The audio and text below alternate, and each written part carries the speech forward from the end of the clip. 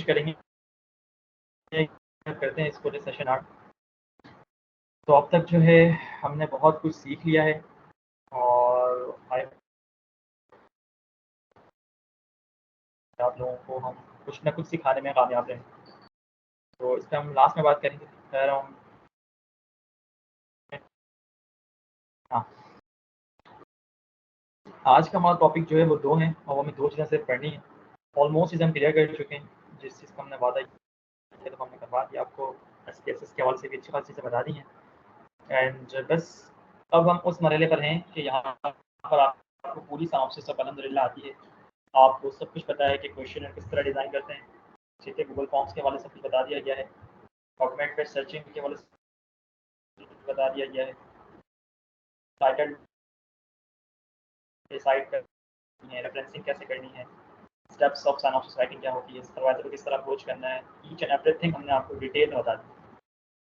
अब हम उस पार्ट में जा रहे हैं। हालांकि ये जो आज आप सीखेंगे ये आपके बिल्कुल 7 महीने बाद काम आना है। अभी इसको लेकर आपको कोई फ़ायदा नहीं होगा, क्योंकि आज जो हमारा टॉपिक है वो है discussion writing and abstract writing. Discussion या एब्स्ट्रैक्ट हम उस वक्त राइटिंग अब करते हैं जब हमारी सिनॉप्सिस कंप्लीट हो जाए, उसकी आईआरबी भी अप्रूव हो चुकी हो, प्लस हमने डेटा भी कलेक्ट कर लिया हो। जब डेटा कलेक्ट हो जाता है और डेटा कलेक्शन के बाद फिर हमने उसकी स्टैटिस्टिकल एनालिसिस भी कर ली हो एसपीएसएस के ऊपर, देन जब उसका रिजल्ट आता है फिर जाके हम कहीं जो है वो डिस्कशन राइटिंग शुरू करते हैं। ठीक है, इससे पहले कि मैं आपको डिस्कशन राइटिंग स्टार्ट करूँ, मैं कुछ और दिखाना चाहता हूँ। हाई स्कूल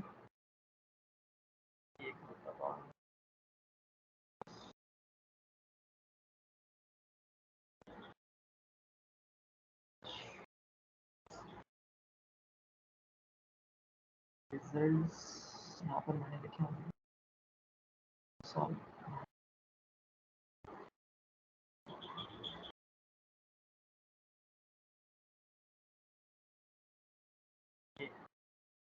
अब ज़रा मेरी स्क्रीन पर एक वर्ड की फाइल खुली हुई देख रहे हैं। ये दरअसल जो टेंशन की जो मेरी मेरी अपनी ज़िंदगी की पहले रिसर्च थी उसके रिजल्ट्स। अच्छा, ये जो हमने रिजल्ट्स निकाले थे इसके लिए हमने एसपीएसएस उसका हमें हालांकि यूज़ करना आता था, ऐसी बात नहीं है, लेकिन हम बस समवॉट डरते थे या मैं इस लिहाज से कि हमसे गलतियाँ हो जाएंगी और मसले हो जाएंगे। तो हमने क्या किया था कि एक को हायर किया था और हायर के मौके तकरीबन 5-6 हज़ार रुपये हमने फीस दी थी। उसके बाद उसने हमें बस ये एक पूरा पेज लिख के दिया था, इतना 5-6 हज़ार रुपये लेके, और इसमें सिर्फ वही चीज़ें हैं जो हमने आपको 2 दिनों के अंदर सिखाई हैं एसपीएसएस के ऊपर। तो देखिए उन्होंने लिखा हुआ क्या, एक मतलब इसे पढ़ते हैं दैन फिर हम आगे बढ़ेंगे। हमने डेटा कलेक्ट कर लिया था, हमारा जो सैंपल साइज़ था वो तकरीबन 200-250 के दरमियान था। हमने समवॉट इतना सैंपल साइज़ कलेक्ट किया और देखिए क्या लिखा हुआ है, data were analysed using IBM SPSS statistics version 27। The mean and standard deviation were calculated, simple आपको सिखाया गया है। ठीक है, मीन भी सिखाया है, स्टैंडर्ड डेविएशन भी सिखाया हुआ है, frequency and percentage were calculated, ये भी आपको हमने सिखाया हुआ है। For qualitative variables stratification was performed and post stratification Fisher's exact test was applied. P value यहाँ पर आई भी है जो आपको हमने बताई थी, Pearson square test, Lucas square test आपको बताया गया था। अच्छा खैर वो इसमें भी हमारे पास एक पूरा पैरेंट आर्टिकल था, तो जो भी हमारे स्टैटिस्टिशियन था उसने पैरेंट आर्टिकल को देखते हुए पूरा ये रिजल्ट जो है निकाला था। उसमें कुछ नहीं, सिर्फ परसेंटेजेस निकाली गई हैं, फ्रीक्वेंसीज निकाली गई हैं बस। और हमारी जो पी वैल्यू आई थी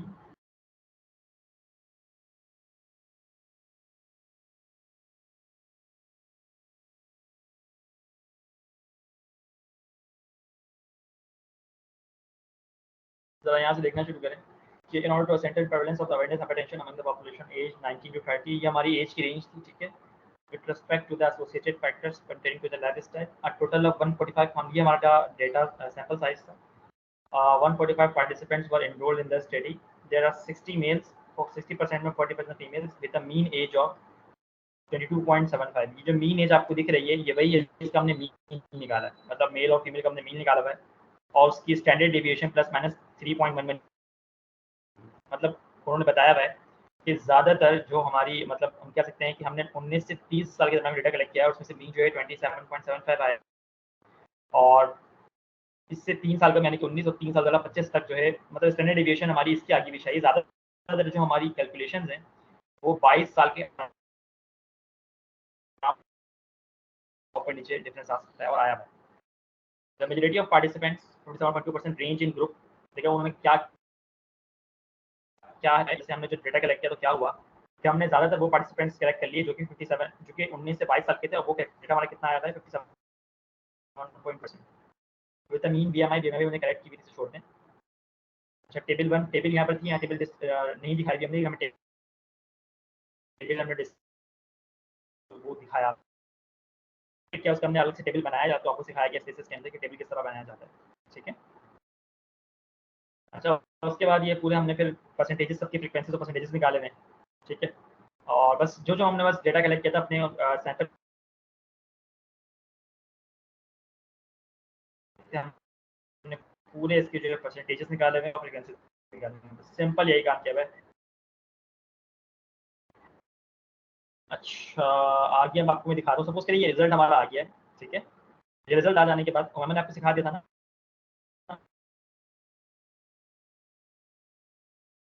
वही चीज़ें लें और वही टेस्ट जो अपने अपने रिसर्च में रन कर दें। रन करके ज़्यादा कट रही बात। सर आपकी आवाज़ बहुत ज़्यादा कट रही है बीच में, इसलिए सेंटेंस कंप्लीट समझ नहीं आ रहा आप बोल क्या रहे हैं। एक मिनट में नेटवर्क चेंज करके आता हूँ।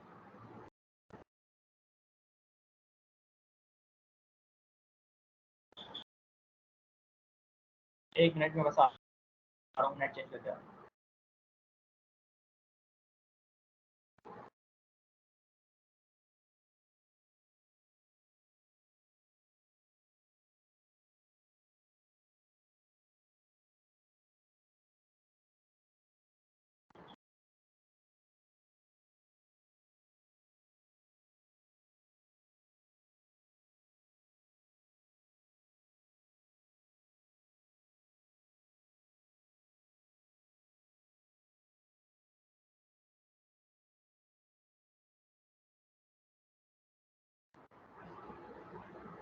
देखते हैं ज़रा मेरी आवाज़ क्लियर है अब? हेलो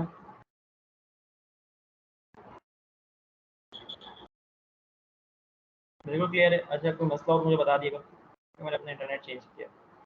हाँ वापस हम चलते हैं। हम कहाँ पर थे? हम थे अपने रिज़ल्ट पे। तो आपको मैं बता रहा था कि जो भी रिज़ल्ट आप जो है लिखेंगे या कैलकुलेट करेंगे तो उसका सिंपल आप आइडिया ले सकते हैं अपने पैरेंट आर्टिकल से और उसमें आप सिर्फ देखें कि उन्होंने कौन-कौन से टेस्ट रन किए हुए हैं और किन-किन चीज़ों पे किए हुए हैं। सेम टू सेम आप वही कर लें, चेंजिंग आपको लगती हैं आपके हिसाब से बेहतर हो सकती हैं, आप उनको फॉलो कर लें। ठीक है? और इसका आप मशवरा अपने सुपरवाइज़र से भी ले सकते हैं। सुपरवाइज़र हमें गाइड कर दें कि हमें कौन-कौन से टेस्ट रन करने चाहिए, हमारे कौन-कौन से वेरिएबल जो हैं वो सिग्निफिकेंट हैं, कौन से डिपेंडेंट, कौन से इंडिपेंडेंट, तो वो आपकी हेल्प कर देंगे। ऐसी बात नहीं थी, सुपरवाइज़र होता ही इसीलिए ताकि वो आपकी हेल्प कर सकें और आपकी रिसर्च पब्लिकेशन में आपकी आगे तक मदद कर सकें। ठीक है? खैर बस अब ये हमने रिज़ल्ट लिखा हुआ है। आपको मैं लिखा था अपने मेन टॉपिक के ऊपर जो हमारा डिस्कशन राइटिंग। अच्छा डिस्कशन राइटिंग क्या होती है? आप लोगों ने देखा होगा कि आप जब भी कोई रिसर्च आर्टिकल खोलते हैं, जैसे अगर मैं भी कोई रिसर्च आर्टिकल यहाँ पर खोल के दिखाऊँ आपको, ये एक रिसर्च आर्टिकल है सपोज़ करें, ठीक है? देखिए यहाँ पर इंट्रोडक्शन लिखा हुआ है, मेथड्स लिखे हुए हैं और यहाँ पर चलते हैं। देखिए ये है इनका रिज़ल्ट, रिसर्च आर्टिकल है। इसको ज़रा ज़ूम करता हूँ। इस रिसर्च आर्टिकल का ये रिज़ल्ट है और उन्होंने रिज़ल्ट्स के बाकायदा कुछ टेबल्स वगैरह जो है वो बनाए हुए हैं, ठीक है? ये टेबल है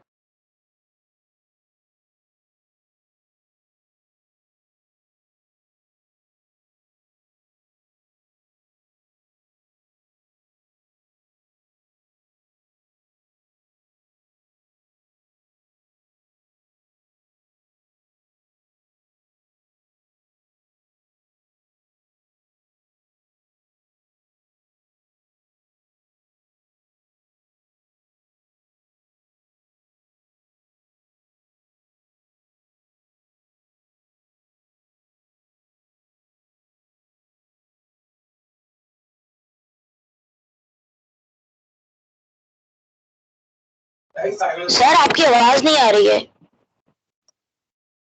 अच्छा ऐसा करते हैं, मुझे लग रहा है उसके शायद नेट में इशू आ गया है।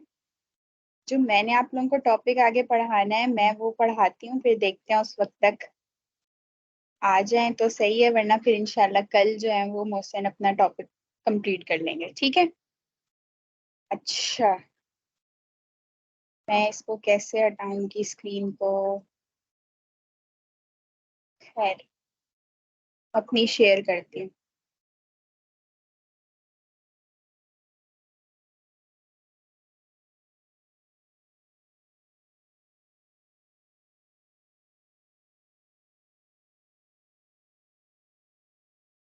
आप सबको मेरी स्क्रीन शो हो रही है? प्रॉपर फुल स्क्रीन शो हो रही है? काइंडली रिएक्ट कर दो। सही है। अच्छा मोहसिन ने जो है वो डिस्कशन राइटिंग और जो है एब्स्ट्रैक्ट वाला काम बताना था। ठीक है, तो वो इंशाल्लाह अगर इन केस आज नहीं आते तो क्या करेंगे कि वो आके कल पढ़ा देंगे। हम चलते हैं शुरू में एक हुई थी आप लोगों में से लड़की थी, उन्होंने बोला था कि हमें जो है क्रॉस सेक्शन से पहले जो है थोड़ा लेटर टू एडिटर का भी गाइड कर दें। ठीक है, तो उससे रिलेटेड हमने थोड़ा सा जो है पैटर्न में आप लोगों को बताती हूँ कि वो कैसे लिखना होता है। बहुत सिंपल सा तरीका होता है, दो लोग भी मिलके लिख सकते हैं, एक भी लिखे तो एक का भी एक्सेप्ट हो जाता है। ठीक है, तो ऐसा कोई मसला नहीं होता। आना देखते हैं क्या होता है लेटर टू एडिटर। ठीक है। अच्छा जी, लेटर टू एडिटर एक ब्रीफ कम्युनिकेशन होती है, किसी भी जर्नल के एडिटर को आप लिखते हो। ठीक है, वो क्या होता है कि अगर कोई पहले से कोई आर्टिकल मौजूद है या उस जो जर्नल होता है उससे रिलेटेड आपने कोई बात करनी है, तो आप वहाँ उसका जो एडिटर होता है ना उसके नाम एक लेटर लिखते हो। ठीक है, जिसमें आप अपनी थोड़ी बहुत बात करते हो। अप्रोक्स वो 1.5 पेज की होती है। ठीक है, गाइडलाइंस हर जर्नल की अपनी अपनी होती है, वो मैं आप लोगों को दिखाऊंगी कि आप किस जर्नल पे जाके उसकी गाइडलाइन कैसे जो है वो असेस कर सकते हो। ठीक है। खैर, journal's editor or editorial team, it is usually written in response to a recent publication within the journal, but can also be on unrelated topic of interest to the journal's readership. ठीक है, इसमें दो तरीके के हम LTE लिख सकते हैं। ठीक है, एक लिखते हैं कि जिसमें जर्नल के अंदर एक आर्टिकल मौजूद है, रीसेंट आर्टिकल होना चाहिए।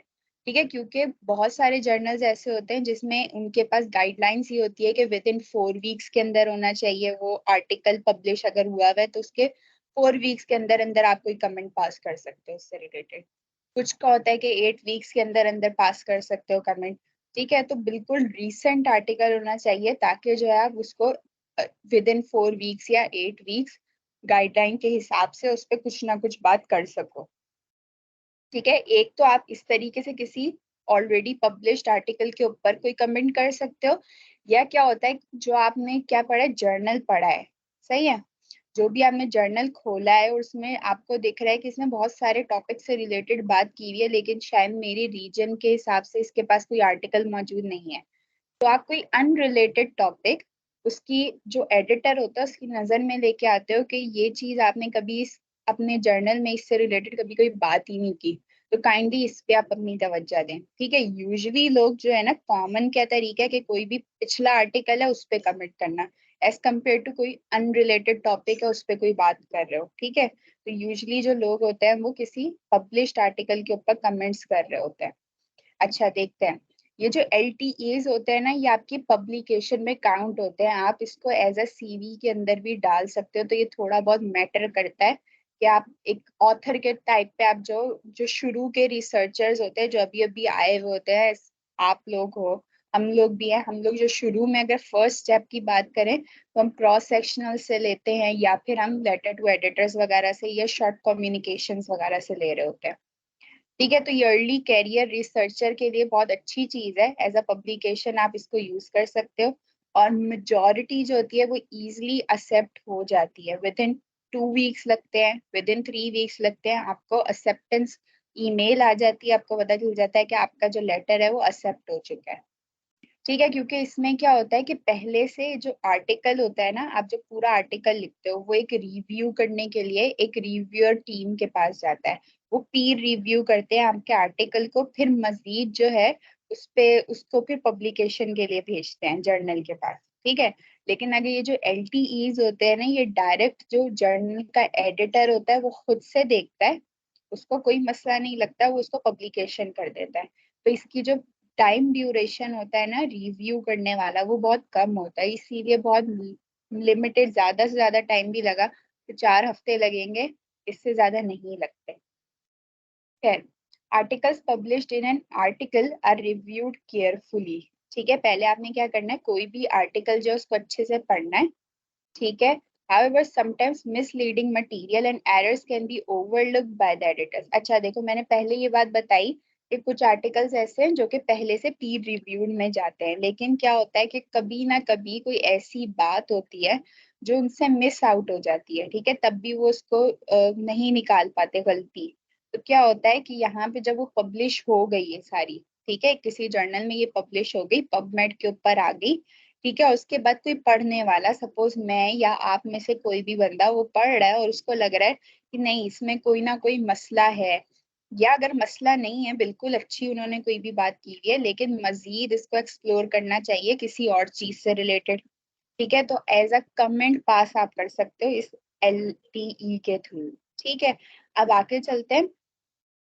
इसका मोस्ट फ्रीक्वेंट रीजन क्या होता है कि आपने किसी भी पब्लिश्ड आर्टिकल है उस पर कोई भी कमेंट कर रहे हो। कमेंट क्रिटिसिज्म में भी हो सकता है, उसकी अच्छाई में भी हो सकता है। इन केस अगर अच्छाई कर रहे हो तो उसको फिर बाद में बताओगे कि ये चीजें तुमने बहुत अच्छी की है, लेकिन अब तुम इस पे भी बात करो। ठीक है, कुछ और टॉपिक्स पे भी बात करो, उससे रिलेटेड उसको डायमेंशंस दिखाओ। ठीक है, या अगर क्रिटिसिज्म कर रहे हो तो सिंपली एक अच्छे तरीके से, एक मतलब प्रोफेशनल तरीके से उसको ये नहीं बोलना कि तुमने बहुत गलत लिखा है। ठीक है, बहुत तमीज से कि आपकी ये चीज जो है वो कॉन्फ्लिक्ट करती है किसी दूसरे रिसर्चर्स के मुकाबले में, तो आप इसको अप्रोच करके आप कोई और अच्छी चीज जो है वो इसमें एडिशन करें। ठीक है, तो एक क्रिटिसिज्म भी, लेकिन प्रोफेशनल तरीके से कर सकते हैं।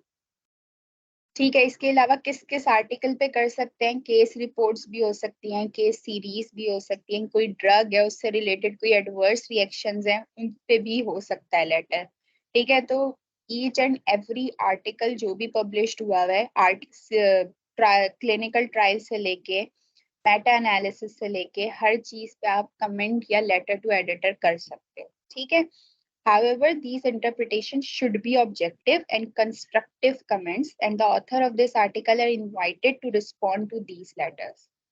ठीक है, इसमें क्या होता है कि आप जो भी कमेंट करोगे ना, आप सीधा जाके उस आर्टिकल के ऑथर को लेटर नहीं लिखते, बल्कि जर्नल के एडिटर को लिखते हो। ठीक है, फिर इन केस क्या होता है कि वो जो एडिटर होता है वो जो ऑथर होगा आर्टिकल का उसको भी बोलेगा। ठीक है, तो कभी कभी क्या होता है, ऑथर आपको कम बैक ला के देता है अपना, कि ऐसा आपके लेटर का जवाब जो है ये है, और अब आपका लेटर रिजेक्ट किया जाता है। सही है, तो कभी कभी उस चीज में आपका जो लेटर है ना उसको रिस्पॉन्ड उस आर्टिकल का ऑथर भी कर रहा होता है। तो आपने कोशिश करनी है कि जो भी बात लिखो वो थोड़ी कंस्ट्रक्टिव कमेंट्स में हो। ठीक है, अच्छी सीधी सीधी बात की हुई हो। अच्छा, लेकिन लिखते लेटर किसको है, हमेशा एडिटर को लिखेंगे जो कि जर्नल का एडिटर होता है। ठीक है, कभी भी किसी भी फर्स्ट ऑथर्स को नहीं लिखते। ठीक है, आगे चलते हैं। अब लिखते कैसे हैं। ठीक है, शुरू में स्टार्ट ऐसे करते हैं कि टू द एडिटर, फिर लाइन लगाते हैं कि in the article by XYZ बंदा। ठीक है, और उस चीज का जो भी आर्टिकल है उसका आप क्या देते हो, रेफरेंस देते हो, और उसके बाद उस आर्टिकल में छोटा करके बिल्कुल समराइज करके एक पैराग्राफ के अंदर उसकी सारी जो फाइंडिंग्स है उसको एक्सप्लेन कर देते हो। ठीक है, फिर अपने पॉइंट पे आते हो कि मैं जो हूँ अब ये करना चाह रहा हूँ। कुछ लोग इस तरीके से करते हैं, कुछ क्या करते हैं, वो स्टार्ट करते हैं कि we read with great interest this article in title, उसका पूरा टॉपिक का नाम लिखते हैं, फिर उसका रेफरेंस लिखते हैं, और फिर उसमें बताते हैं कि इन्होंने अपने आर्टिकल में ये बात की है, लेकिन इसकी लिमिटेशंस ये हैं अब। ठीक है, तो मैं आप लोगों को एग्जाम्पल्स के थ्रू भी दिखाऊंगी कि कैसे ये लेटर टू एडिटर लिखा जाता है। कुछ जो होते हैं स्टार्टिंग वर्ड्स के अंदर शुरू में लिखते हैं I congratulate the author for the approval of his article in this journal. ठीक है, फिर उसके बाद लिखते हैं कि हमने ये ऐसे ऐसे पढ़ा था, हमें बहुत अच्छा लगा, लेकिन इसमें ये मसले थे। ठीक है, तो स्टार्ट करने का तरीका सबका अलग है, यूजुअली 3-4 तरीके ये होते हैं। अच्छा, फिर उसके बाद क्या है, आपने अपने पॉइंट्स लिखना शुरू करने। अगर आप क्रिटिसाइज कर रहे हो तो वही बात है कि अच्छे तरीके से करनी है। ठीक है, डायरेक्ट कोई ऑफेंसिव वर्ड यूज नहीं करना। ठीक है, उसके खिलाफ कोई क्लेम नहीं करना कि आपने बहुत गलत किया। हमेशा लॉजिकल किसी रेफरेंस के थ्रू आपने अपनी बात को आगे रखना होता है। वो प्रोफेशनल तरीका है, वो कैसे रखते हैं बताती हूँ। फिर उसके बाद आपने ब्रीफ समरी देनी होती है अपने सारे पॉइंट्स की। ठीक है, और उसके बाद इन द एंड, देखो बहुत सारे लोग होते हैं वो क्या करते हैं कि लेटर टू एडिटर लिखा, उसमें क्या करते हैं उसकी जो है गलती बयान करके छोड़ देते हैं, एडिटर को दे देते हैं, सबमिट कर देते हैं। लेकिन क्या होता है इस केस में, क्या होता है कि उनका लेटर रिजेक्ट हो जाता है। क्यों? क्या फायदा नहीं है उसका, उसका कोई सॉल्यूशन नहीं उसने बताया। जो भी उसने क्रिटिसिज्म की थी या जो भी उसने उसको पॉइंट आउट की थी चीज, उसमें उसने क्या किया, उसका सॉल्यूशन नहीं बताया। एटलीस्ट आप उसके 2 सॉल्यूशन बताओगे। ठीक है, कि ये चीज मैंने ऑब्जर्व की और इसके ये 2 सॉल्यूशंस हो सकते हैं। फिर उस 2 सॉल्यूशन के बेनिफिट्स बताने होते हैं। लोग क्या करते हैं, सॉल्यूशन छोड़ के भी अपना सबमिट करवा देते हैं। लेकिन क्या होता है कि कुछ टेक्टिक्स होते हैं कि आपका लेटर पब्लिश हो जाए। उसमें क्या होता है कि आपने 2 सॉल्यूशन दिए, उसके बाद उन 2 सॉल्यूशंस के बेनिफिट भी बताने होते हैं कि आपकी रिसर्च को अब इससे क्या फायदा होगा अगर इन केस आप इसको ऐड कर लेते हो। ठीक है, या अगर जो फ्यूचर रिसर्चर्स अगर इसी टॉपिक से रिलेटेड है और वो मेरा एक कमेंट पढ़ रही हैं, तो उनको क्या क्या फायदा होगा, एज अ कम्युनिटी को क्या फायदा होगा। तो बेनिफिट इन द एंड बहुत अच्छा होता है कि आप 3 या 4 लिख दो। ठीक है, अब चलते हैं जरा एग्जाम्पल्स के ऊपर। फिलहाल मुझे बताओ अभी तक बात क्लियर है और स्क्रीन भी क्लियर है ना? सही है, आ जाओ। मैं एक हर जो होता है ना आपके पास जर्नल जो होता है, उसकी अपनी गाइडलाइंस होती है। ठीक है, वो किस तरीके से चाह रहा है कि आप लेटर टू एडिटर लिखो। ठीक है, और किस तरीके से आपने उसको अप्रोच करना है। सपोज मैं एक इंटरनेशनल जर्नल है लेंसेट। ठीक है, मुझे ये जर्नल बहुत पसंद है, अब मैं इसके ऊपर जाती हूँ। ऐसे बहुत सारे जर्नल है, आप जो पबमेड पे आपके आर्टिकल्स होते हैं उसके नीचे जर्नल का नाम लिखा हुआ होता है। इनकेस अगर आप डायरेक्ट पबमेड का कोई आर्टिकल पढ़ रहे हो और आपको लग रहा है कि ये अभी अभी पब्लिश हुआ है फॉरन ही, ठीक है, तो आप उसके जर्नल के ऊपर जाओ, जर्नल की हेडिंग्स में से जाके ढूंढो कि इसका मैं कमेंट कहाँ से कर सकती हूँ। ठीक है, और उसके रिलेटेड अगर कहीं पे भी सपोज मैं दिखाती हूँ इसकी कहाँ पे गाइडलाइंस है। ठीक है, तो हर जर्नल की अपनी एक जगह पे गाइडलाइंस होती हैं, वो पढ़ना।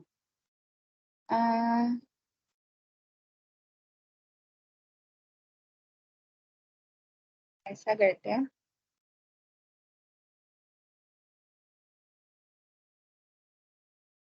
ये गाइडलाइंस कहाँ है?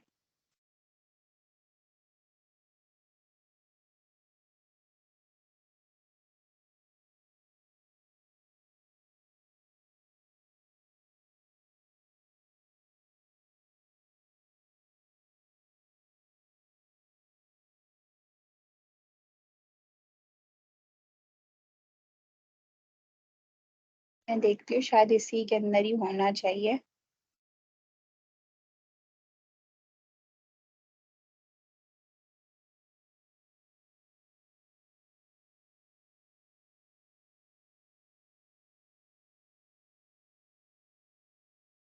नहीं, यहाँ नहीं आ रहा।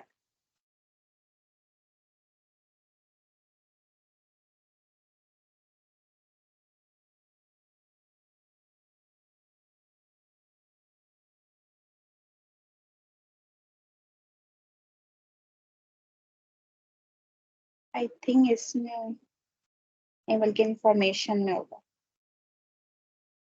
देखो, फॉर ऑथर्स के लिए इंफॉर्मेशन है, यही वैसे बोला था मैंने।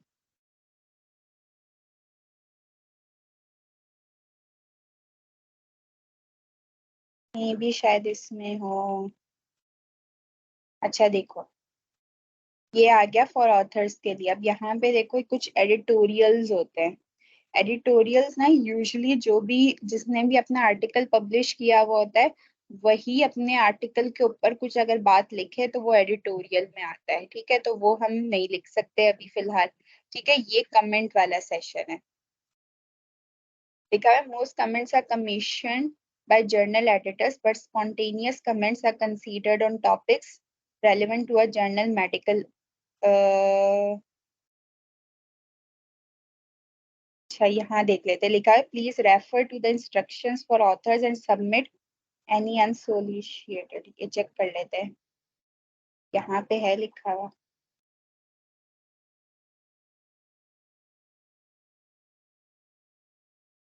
आई गेस मुझे कोई खोलना पड़ेगा जर्नल। सपोज मैं ये वाला लैंसेट के मजीद जो होते हैं ना, इसके बहुत सारे जर्नल्स हैं जो कि हम खोल सकते हैं, सही है।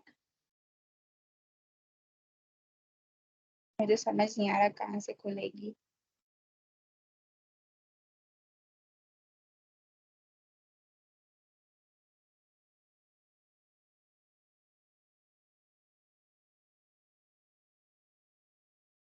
होना तो ऑथर्स में ही चाहिए।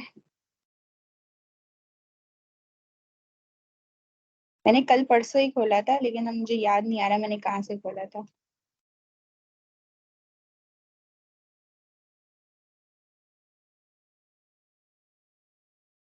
नहीं, डायरेक्ट मैं गूगल पे करती हूँ।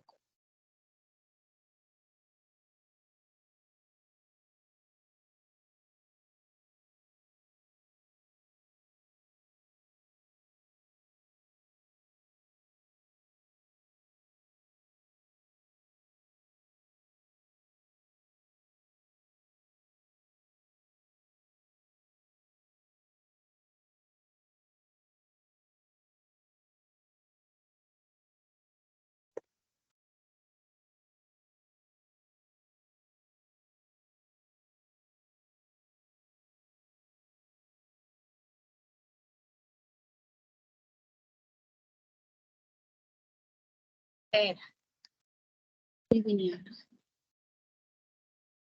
चले ऐसा करती हूँ, हिस्ट्रीज में से भी ऐसे देख सकती हूँ। अस्सलाम वालेकुम मैम। जी I sent a link on the group. I guess उसमें मिल जाएगा, चेक कर लो प्लीज। उसमें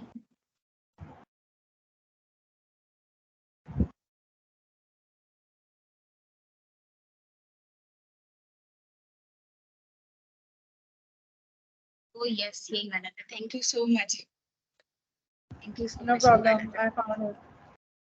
अच्छा, ये ना लेंसेट की डायरेक्ट वेबसाइट से ही आएगा, तो आई गेस पता नहीं कहाँ से आया था, मैं भी भूल गई। खैर अब नीचे चलते हैं, सही है। और यहाँ पे जरा देखो,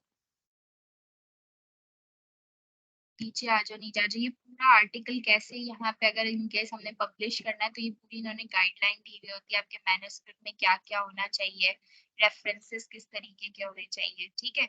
अब देखो यहाँ पे ये आ जाओ, ये दिया हुआ है blue section, comment, correspondence, news and focus है, ठीक है। एडिटोरियल को छोड़ के इस कमेंट्स वाले सेक्शन में देखो तो क्या लिखा हुआ है, this section contains commentaries on paper published in the Lancet diabetes and endocrinology and on issues of wide reaching concern in diabetes, endocrinology and metabolism.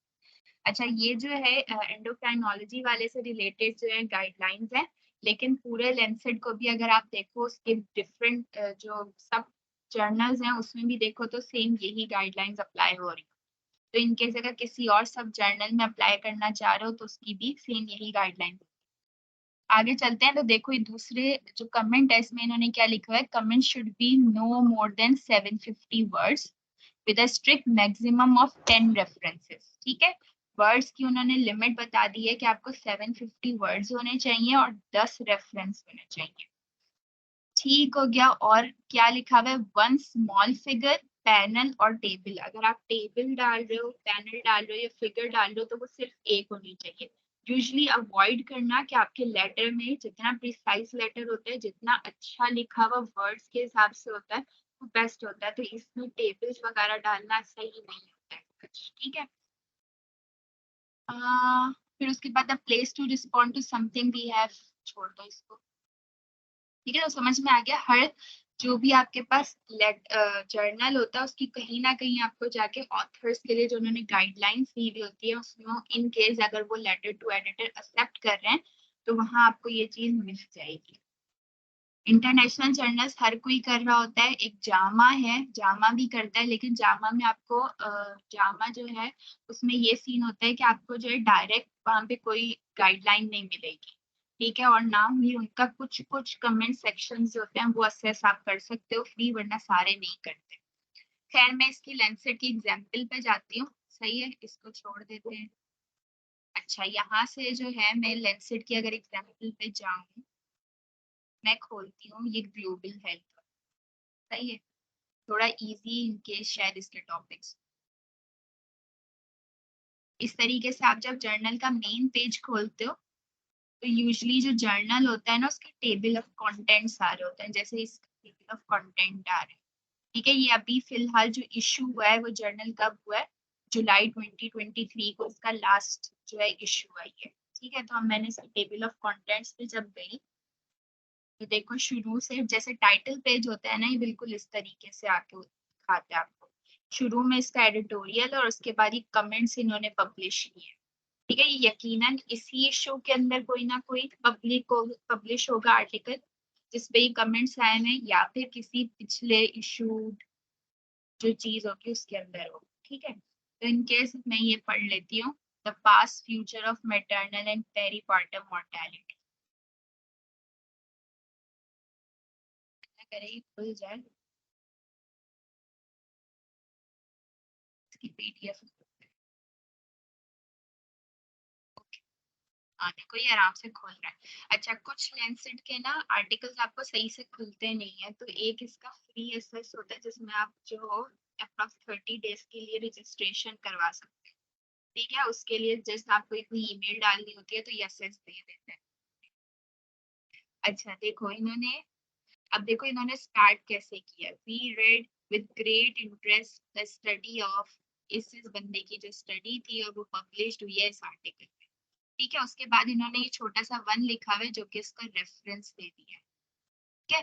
फिर इन्होंने शॉर्ट में करके उनकी रिलेटेड जो भी बातें थी वो बताई है, the report changes in maternal mortality, still birds, ठीक है। और इनसे रिलेटेड बहुत सारी बातें जो है इन्होंने नीचे तक बताई है। अच्छा पहले देखो सिर्फ 2 पेजेस का है ये, ठीक है, 2 भी पूरे नहीं है, 1.5 ही है तकरीबन, हाफ से भी कम है, ठीक। तो इन्होंने शुरू वाले पैराग्राफ में यहाँ तक उन्हीं की बातें बताई है कि उन्होंने क्या किया इन द शॉर्ट टर्म। फिर उसके बाद including the assessment of still bird, ये सब चीजें छोड़ो, ये भी उन्होंने उसी चीज का बताया हुआ है। अच्छा इसमें आप रेफरेंसेस किसी और आर्टिकल्स के भी यूज कर सकते हो, लेकिन कोशिश किया करो कि जो है लेटेस्ट पिछले 5 सालों में से अगर आर्टिकल्स लोगे तो वो ज्यादा बेटर, ठीक है। पिछले 5 से और मजीद पीछे चले जाओगे तो थोड़ा अच्छा नहीं समझा जाता, क्योंकि ऑलरेडी छोटी सी चीज है तो उसमें कंसाइज करके जो उस वक्त से रिलेटेड बातें है वो बतानी होती है। अच्छा इनकी देखते हैं इन्होंने लिमिटेशंस वाली बात कहाँ से लिखी है।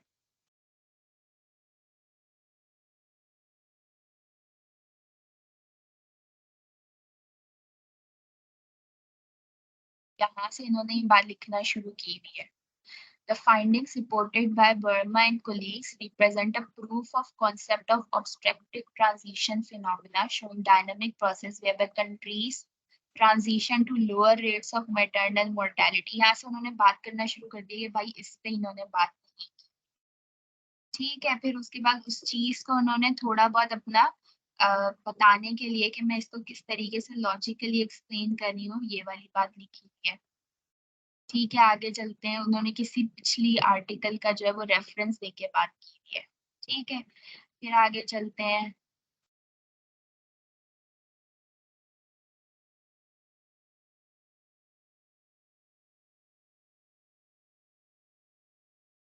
ठीक है। इन एंड द एंड जो उनकी लाइंस है वो देखो क्या है, फ्यूचर इवैल्यूएशंस के लिए काम होना चाहिए। तो जैसे हम लोग अपने रैशनल में बातें लिखते हैं तो इन द एंड आपने जो अपना लेटर का एंड करना है ना वो इस तरीके से। अच्छा लिखने का तरीका, इन्होंने शुरू में टू द एडिटर नहीं लिखा, जब आप पब्लिश करने के लिए दोगे तो यहाँ पे एक पहले टू द एडिटर लिखना, फिर उसके बाद जो है अपनी बात यहाँ से स्टार्ट करना जो भी है। सही है, फिर आप इस तरीके से ये लिख के पूरा, और उसके बाद जो ये वाली जगह है we declare no competent interest, और उसके बाद जो इन्होंने क्या किया है अपना नाम लिखे, अपनी जो है ORCID आप डालोगे वहां के ऊपर, ठीक है, और अपनी एफिलिएशन डालते हो कि आप कौन सी यूनिवर्सिटी, ठीक है। वो 2-3 चीजें डालने के बाद आप यहाँ से जो है रेफरेंसेस स्टार्ट करोगे, ठीक है, और एंड में आपने सारे रेफरेंसेस देने हैं। अब देखो यहाँ उनकी गाइडलाइन के मुताबिक 9 थे, अप्रॉक्स इन्होंने 10 भी किए हैं, तो इससे मजीद नहीं बढ़ेगी, ठीक है। ये इसने 10 किए हैं, अप्रॉक्स कोशिश करना है कि आप लोग 5 लिखो, 5 लिखते हो, छोटा लिखोगे, कंसाइज लिखोगे, अपने टॉपिक से रिलेटेड बात लिखोगे, इंशाल्लाह एक्सेप्ट हो जाएगी।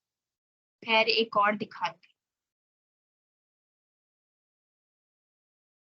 कोई और खोलते हैं। अच्छा ये ग्लोबल हेल्थ वाला खोला था, अब मैं कोई और खोलती हूँ, सही है।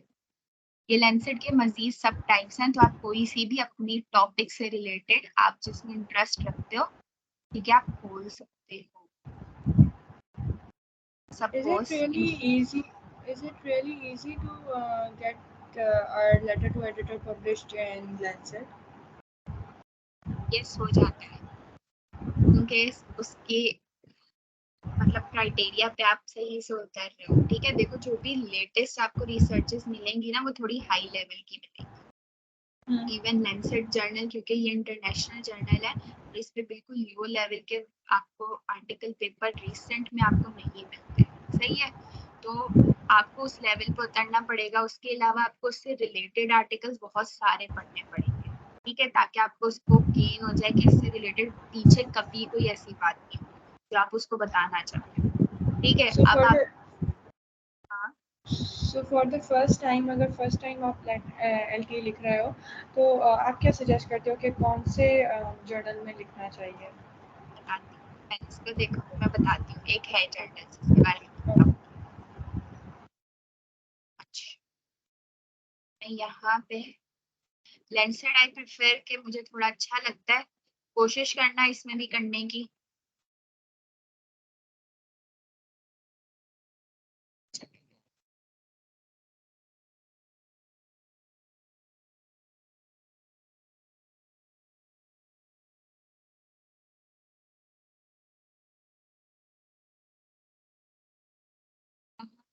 infectious diseases,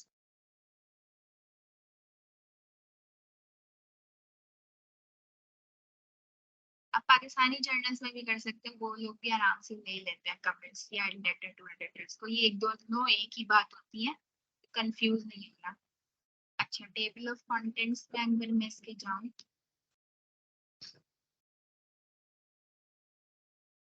एडिटोरियल्स के बाद इन्होंने ये लिखना शुरू किया है, इसकी PDF देख।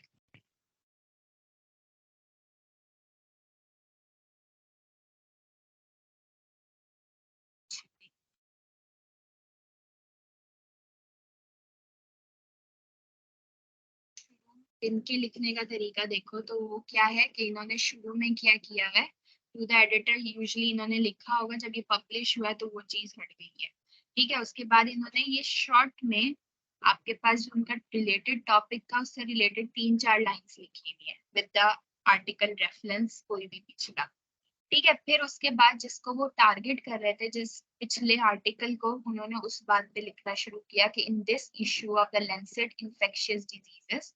अच्छा देखो बिल्कुल इसी इशू में था वो आर्टिकल, तो उन्होंने जब उसका कमेंट लिखा होगा तो इसी इशू के अंदर वो पब्लिश भी हो गया साथ ही, ठीक। तो यहाँ पे देखो उन्होंने वो बताया हुआ है कि इन 2 लोगों ने, अच्छा यूजुअली आप पूरा नहीं लिखते कि इस बंदे ने जो है वो आर्टिकल पूरा पब्लिश किया है, तो यूजुअली आप पहले ऑथर का नाम लिखते हो और उसके कुलीग्स का एंड कुलीग्स करके आप उसका रेफरेंस दे देते हो, ठीक है। हर ऑथर का नाम लिखना यहाँ पे जरूरी नहीं होता।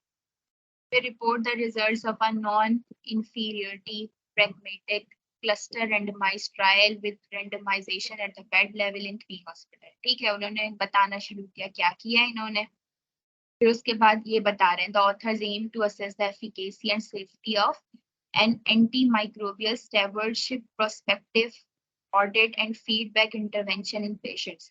ये पढ़ने से ही पता चल रहा है कि थोड़ा हाई लेवल की रिसर्च पे इन्होंने कमेंट्स किए हैं। ठीक है, तो लेंसेट में इतने आराम से कोई हल्का टॉपिक नहीं मिलता।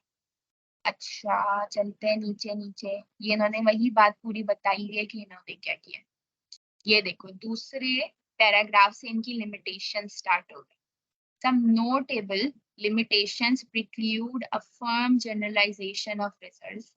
For example, a possible bias towards non-inferiority could result from factors not accounted for in the study that could favorably affect the prognosis of patients with COVID-19, such as improvements in the prevention and treatment of moderate or severe COVID-19 due to availability of vaccines वगैरह वगैरह।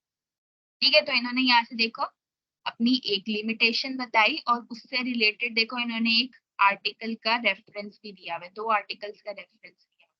ठीक है, तो हमेशा कोई भी चीज अगर आप लिमिटेशन उसको शो कर रहे हो कि आपकी जो है रिसर्च इसमें ये चीज नहीं मौजूद, तो ये आप उसको लॉजिक पेश करने के लिए किसी ना किसी चीज का रेफरेंस दो।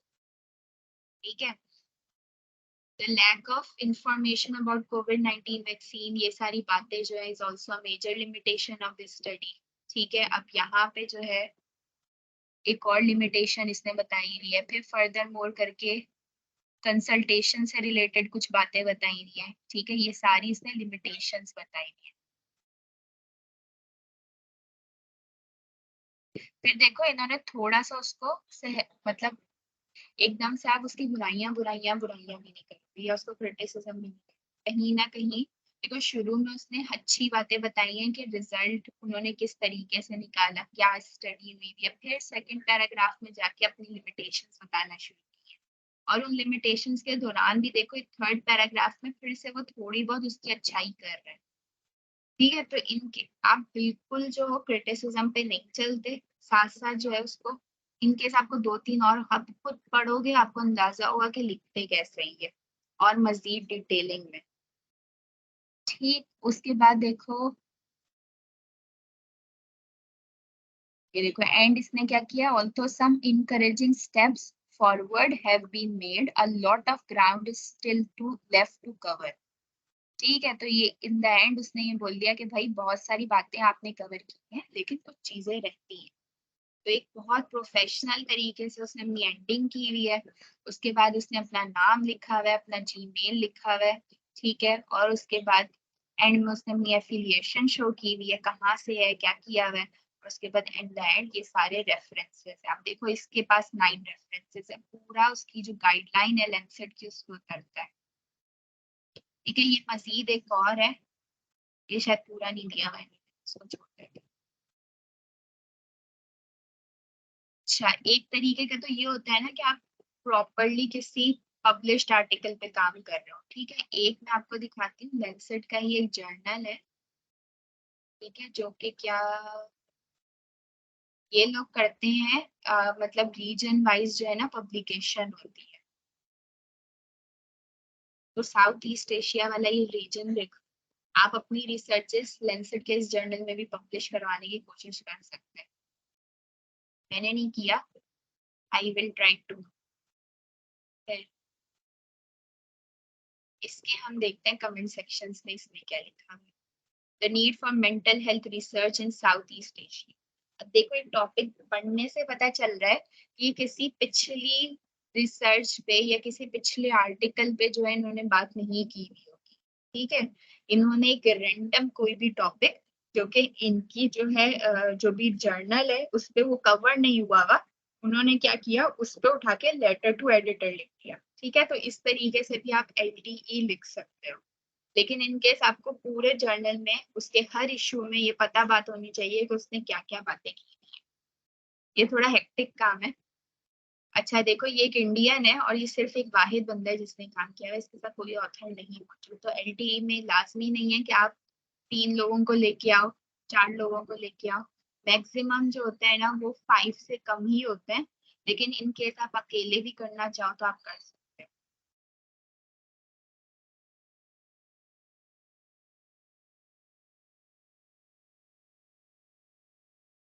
अच्छा, इसको मैं पूरा, अब ये शायद खुल जाएगा।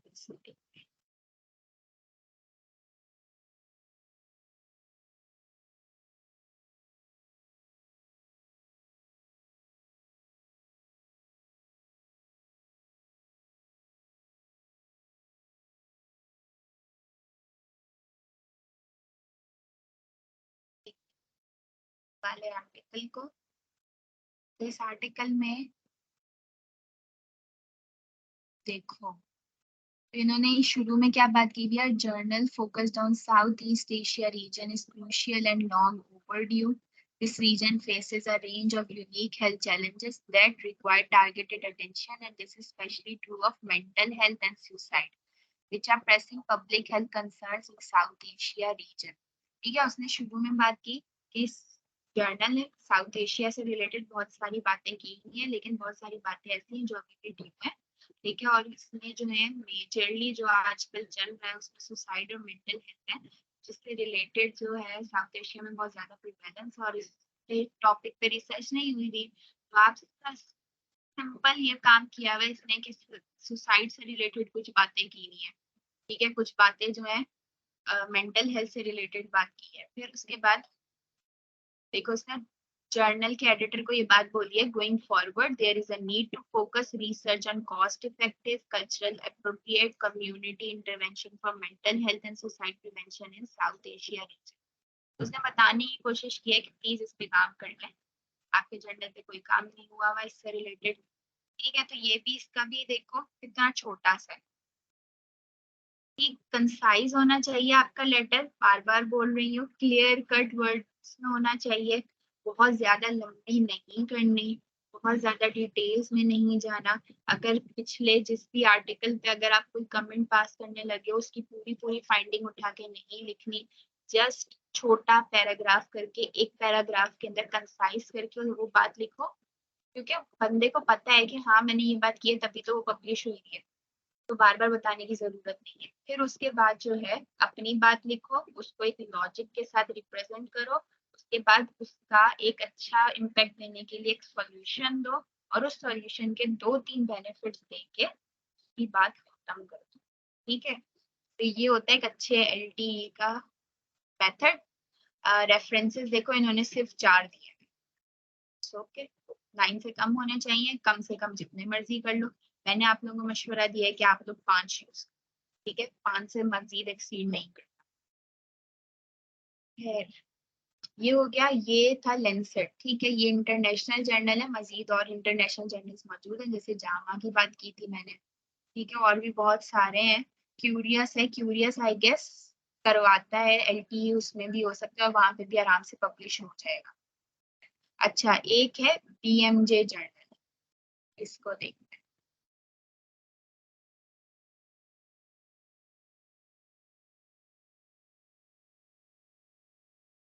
ब्रिटिश मेडिकल जर्नल इसका पूरा नाम है, बीएमजे. ठीक है, अब इसके जो है ना लेटेस्ट, क्या करो आप लोग जाओ और आपकी इसकी रिसर्चेस देखो. ठीक है, रिसर्च पेपर्स देखते हैं. इसका मैं तरीका बताती हूँ कि आप कैसे काम कर सकते हो. देखो, ये जून 2023 में ये पब्लिश हुआ हुआ जर्नल है, ये मैं खोल रही हूँ. Association between modest reduction in kidney function and adverse outcomes in young adults. ठीक है, ये खोला मैंने. इनकेस मुझे अगर किडनी स्टोन से रिलेटेड या किडनी से रिलेटेड बातें पता है, ठीक है जी, अब क्या करो, इसके बारे में पढ़ो. ठीक है, पूरा आर्टिकल मौजूद है, सही है, इसके बारे में पढ़ो. अच्छा, अब जाओ इसके, देखो ये लेफ्ट साइड पे आपको ये दिख रहा है, रिस्पॉन्ड टू दिस आर्टिकल, सही है, इस वाली जगह पे जाओ. अच्छा, मैंने लेंसेट में बताना भूल गई, वहां आप क्या करते हो, जहाँ सबमिशन करवाते हो वहां पे अपनी पूरी रजिस्ट्रेशन करवाते हो ऑर्किड आईडी के साथ या अपनी ईमेल के साथ. उसके बाद जब आपकी रजिस्ट्रेशन उस लेंसेट के ऊपर हो जाती है, तो फिर आप जाके जिस तरीके से आर्टिकल पब्लिश करने के लिए देते हो उसी तरीके से आप पूरा अपना जो वर्ड का डॉक्यूमेंट होता है वो उन लोगों को वहाँ पे ट्रांसफर इस जगह पे सबमिट करते हो. ठीक है, फिर इन केस, क्योंकि आप जो लेटर टू एडिटर लिखते हो उसके आखिर में जहाँ पे आप अपना नाम वगैरह लिखते हो वहाँ ईमेल भी लिखते हो और एफिलिएशन भी लिखते हो. तो ईमेल यूजली मौजूद होता है, और इन केस अगर उन्होंने आपका रिव्यू कर लिया है तो आपकी ईमेल पे आपको बता देते हैं। ठीक है, तो अच्छा मैं ये वाली बात बताई थी BMJ पे आओ, तो इसका आसान थोड़ा तरीका है। ये देखो, इसके मैं आ गई थी आर्टिकल टूल से रिस्पॉन्ड टू दिस आर्टिकल पे। ठीक है, ये छोटा सा फॉर्म है, लास्ट नेम पूछा हुआ है, first name, email, occupation, affiliation पूछी हुई है, उसके बाद एड्रेस पूछा हुआ है, कोई और ऑथर्स हैं तो वो ट्विटर हैंडल पूछा हुआ है, इसके अलावा स्टेटमेंट ऑफ कंपीटिंग इंटरेस्ट पूछी है। ठीक है, आपका इंटरेस्ट किस चीज के ऊपर है। फिर उसके बाद यहाँ देखो कंपोज करना है अपना रिस्पॉन्स, यहाँ टाइटल लिखोगे, जो टाइटल आप इस कमेंट का बनाना चाह रहे हो। उसके बाद ये देखो डियर एडिटर उन्होंने पहले से ही लिखा है। ठीक, और उसके बाद यहाँ पे अपनी जो है जो भी चीज आपने लिखी होगी वो कॉपी पेस्ट करके यहाँ पे डालो। ठीक है, फिर यहाँ पे इनके शायद सबमिट का ऑप्शन होगा, submit rapid response, I agree करके सबमिट रैपिड रिस्पॉन्स कर दो, वो आपका देखेंगे, आपको फौरन फौरन जो है वो रिप्लाई कर सकते हैं। इसकी गाइडलाइंस जो थी ना वो मैंने शायद खोली नहीं है, ये देख लेते हैं। ये देखो रैपिड रिस्पॉन्सेस के नाम से ये BMJ जर्नल जो है अपने लेटर टू एडिटर्स एक्सेप्ट करता है। ठीक, अब देखो इसमें क्या लिखा है, responsible debate, critic, disagreement are important features of science. BMJ welcome reader responses, questions and comments to published articles in its journal to allow a range of opinions to be expressed and to promote debate. अच्छा, उसके बाद उन्होंने बताया हुआ rapid responses are moderated but not peer reviewed. Peer reviewed क्या मतलब है, किसी कोई टीम जो है इसको रिव्यू नहीं करेगी। Online response to a published article in a BMJ journal. Anyone can submit a rapid response on the journal website and they are free to assess. ठीक है, वो भी जो भी आर्टिकल होगा वो आपके फ्री टू असेस में होता है। आप जाके सिंपली कोई आपको जो है वहाँ पे जो है क्या करने की जरूरत नहीं है, फीस देने की जरूरत नहीं है, सिंपली फॉर्म फिल करना है, अपनी चीज डालनी है और वो करनी है। आगे बताया हुआ कि rapid responses should know longer than 600 words excluding reference. Reference को हटा के आपका जो लेटर होगा वो 600 वर्ड से ज्यादा का नहीं होना चाहिए। They should not include original data. कोई भी ओरिजिनल डेटा जिस आर्टिकल को आप रिव्यू कर रहे हो उससे ओरिजिनल डेटा ना हो, कोई टेबल कोई फिगर ना हो, कोई इमेजेस कोई पेशेंट इंफॉर्मेशन नहीं होनी चाहिए। ठीक है, तो इन्होंने सिंपली टेबल फिगर्स का मना कर दिया। Responses do not receive a DOI and are not indexed in third party databases. ये इसकी थोड़ी गलत बात है कि ये आपको DOI प्रोवाइड नहीं करते। ठीक है, और जो है इसका जो इंडेक्स है वो कह रहे हैं कि किसी थर्ड पार्टी के पास नहीं जाएगा। मतलब के सपोज डायरेक्ट पबमेड पे आपका कमेंट जो है ये शो नहीं हो रहा होगा जैसे उस जर्नल में शो होगा। ठीक है, तो ऐसे जितना कोई बड़ा मसला नहीं है, फिर भी आप जो उसको अपनी पब्लिकेशन में शो कर सकते। लिखा हुआ है publish letters or correspondence, these are peer reviewed articles submitted to the journal submission system. अच्छा, ये दूसरी बात है, इसको छोड़ देते हैं। ये लेटर टू एडिटर का नहीं लिखा हुआ, correspondence something else है। ये देखो ये वाली बात लिखी हुई, all rapid responses are reviewed by a journal editor and may be edited before posting. ठीक है, तो अगर वो आपको पोस्ट कर रहे हैं तो कुछ ना कुछ उसमें शायद एडिटिंग कर दें। In some circumstances, rapid response will not be posted. The editor's and publisher's decision is final in all cases. ठीक है, तो जो भी आपका पब्लिशर है और जो एडिटर है वो मिलके डिसाइड करते हैं। जरूरी नहीं है कि आपका हम हर जो कमेंट है वो उठा के पब्लिश भी करते हैं।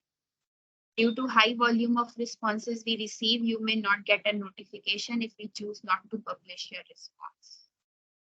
शायद वो आपको बताएंगे नहीं, आपको खुद चेक करना पड़ेगा, लेकिन मैं बता रही हूँ ये बता देता है यूजुअली। अच्छा है, कर सकते हो।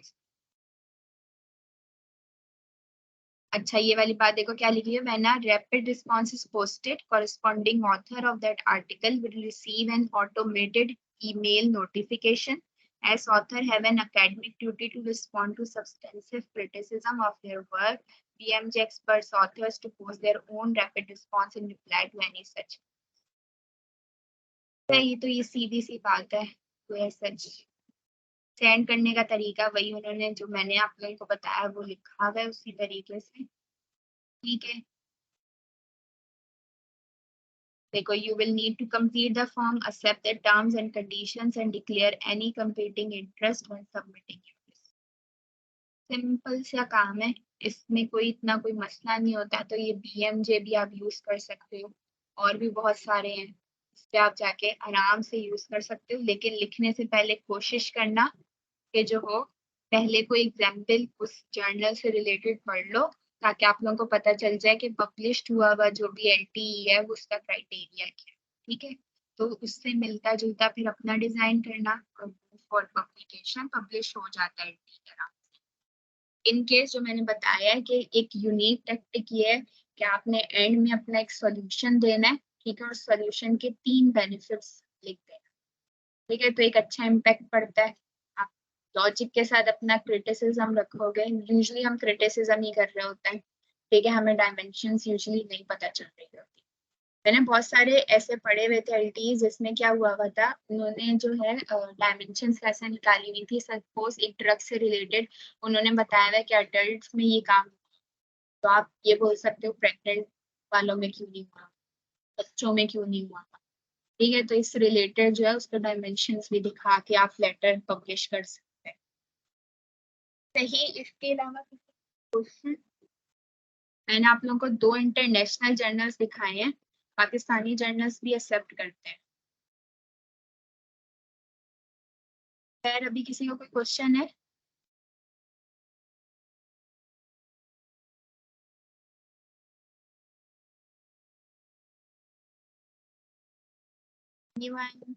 किसी को कोई मसला नहीं है? रिएक्ट कर दो, कोई मसला नहीं है।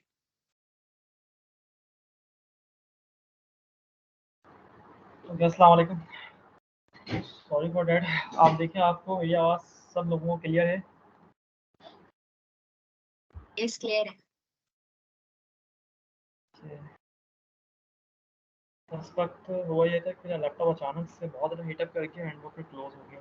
आई डोंट नो कैसे ऐसा हुआ, लेकिन फिर भी चलो अल्लाह मालिक है। हम पढ़ते हैं, हमारा जो लास्ट सेशन रहता है बस आधा घंटा और दे दें, देन वेबिनार जो है सेशन कंप्लीट कर देंगे।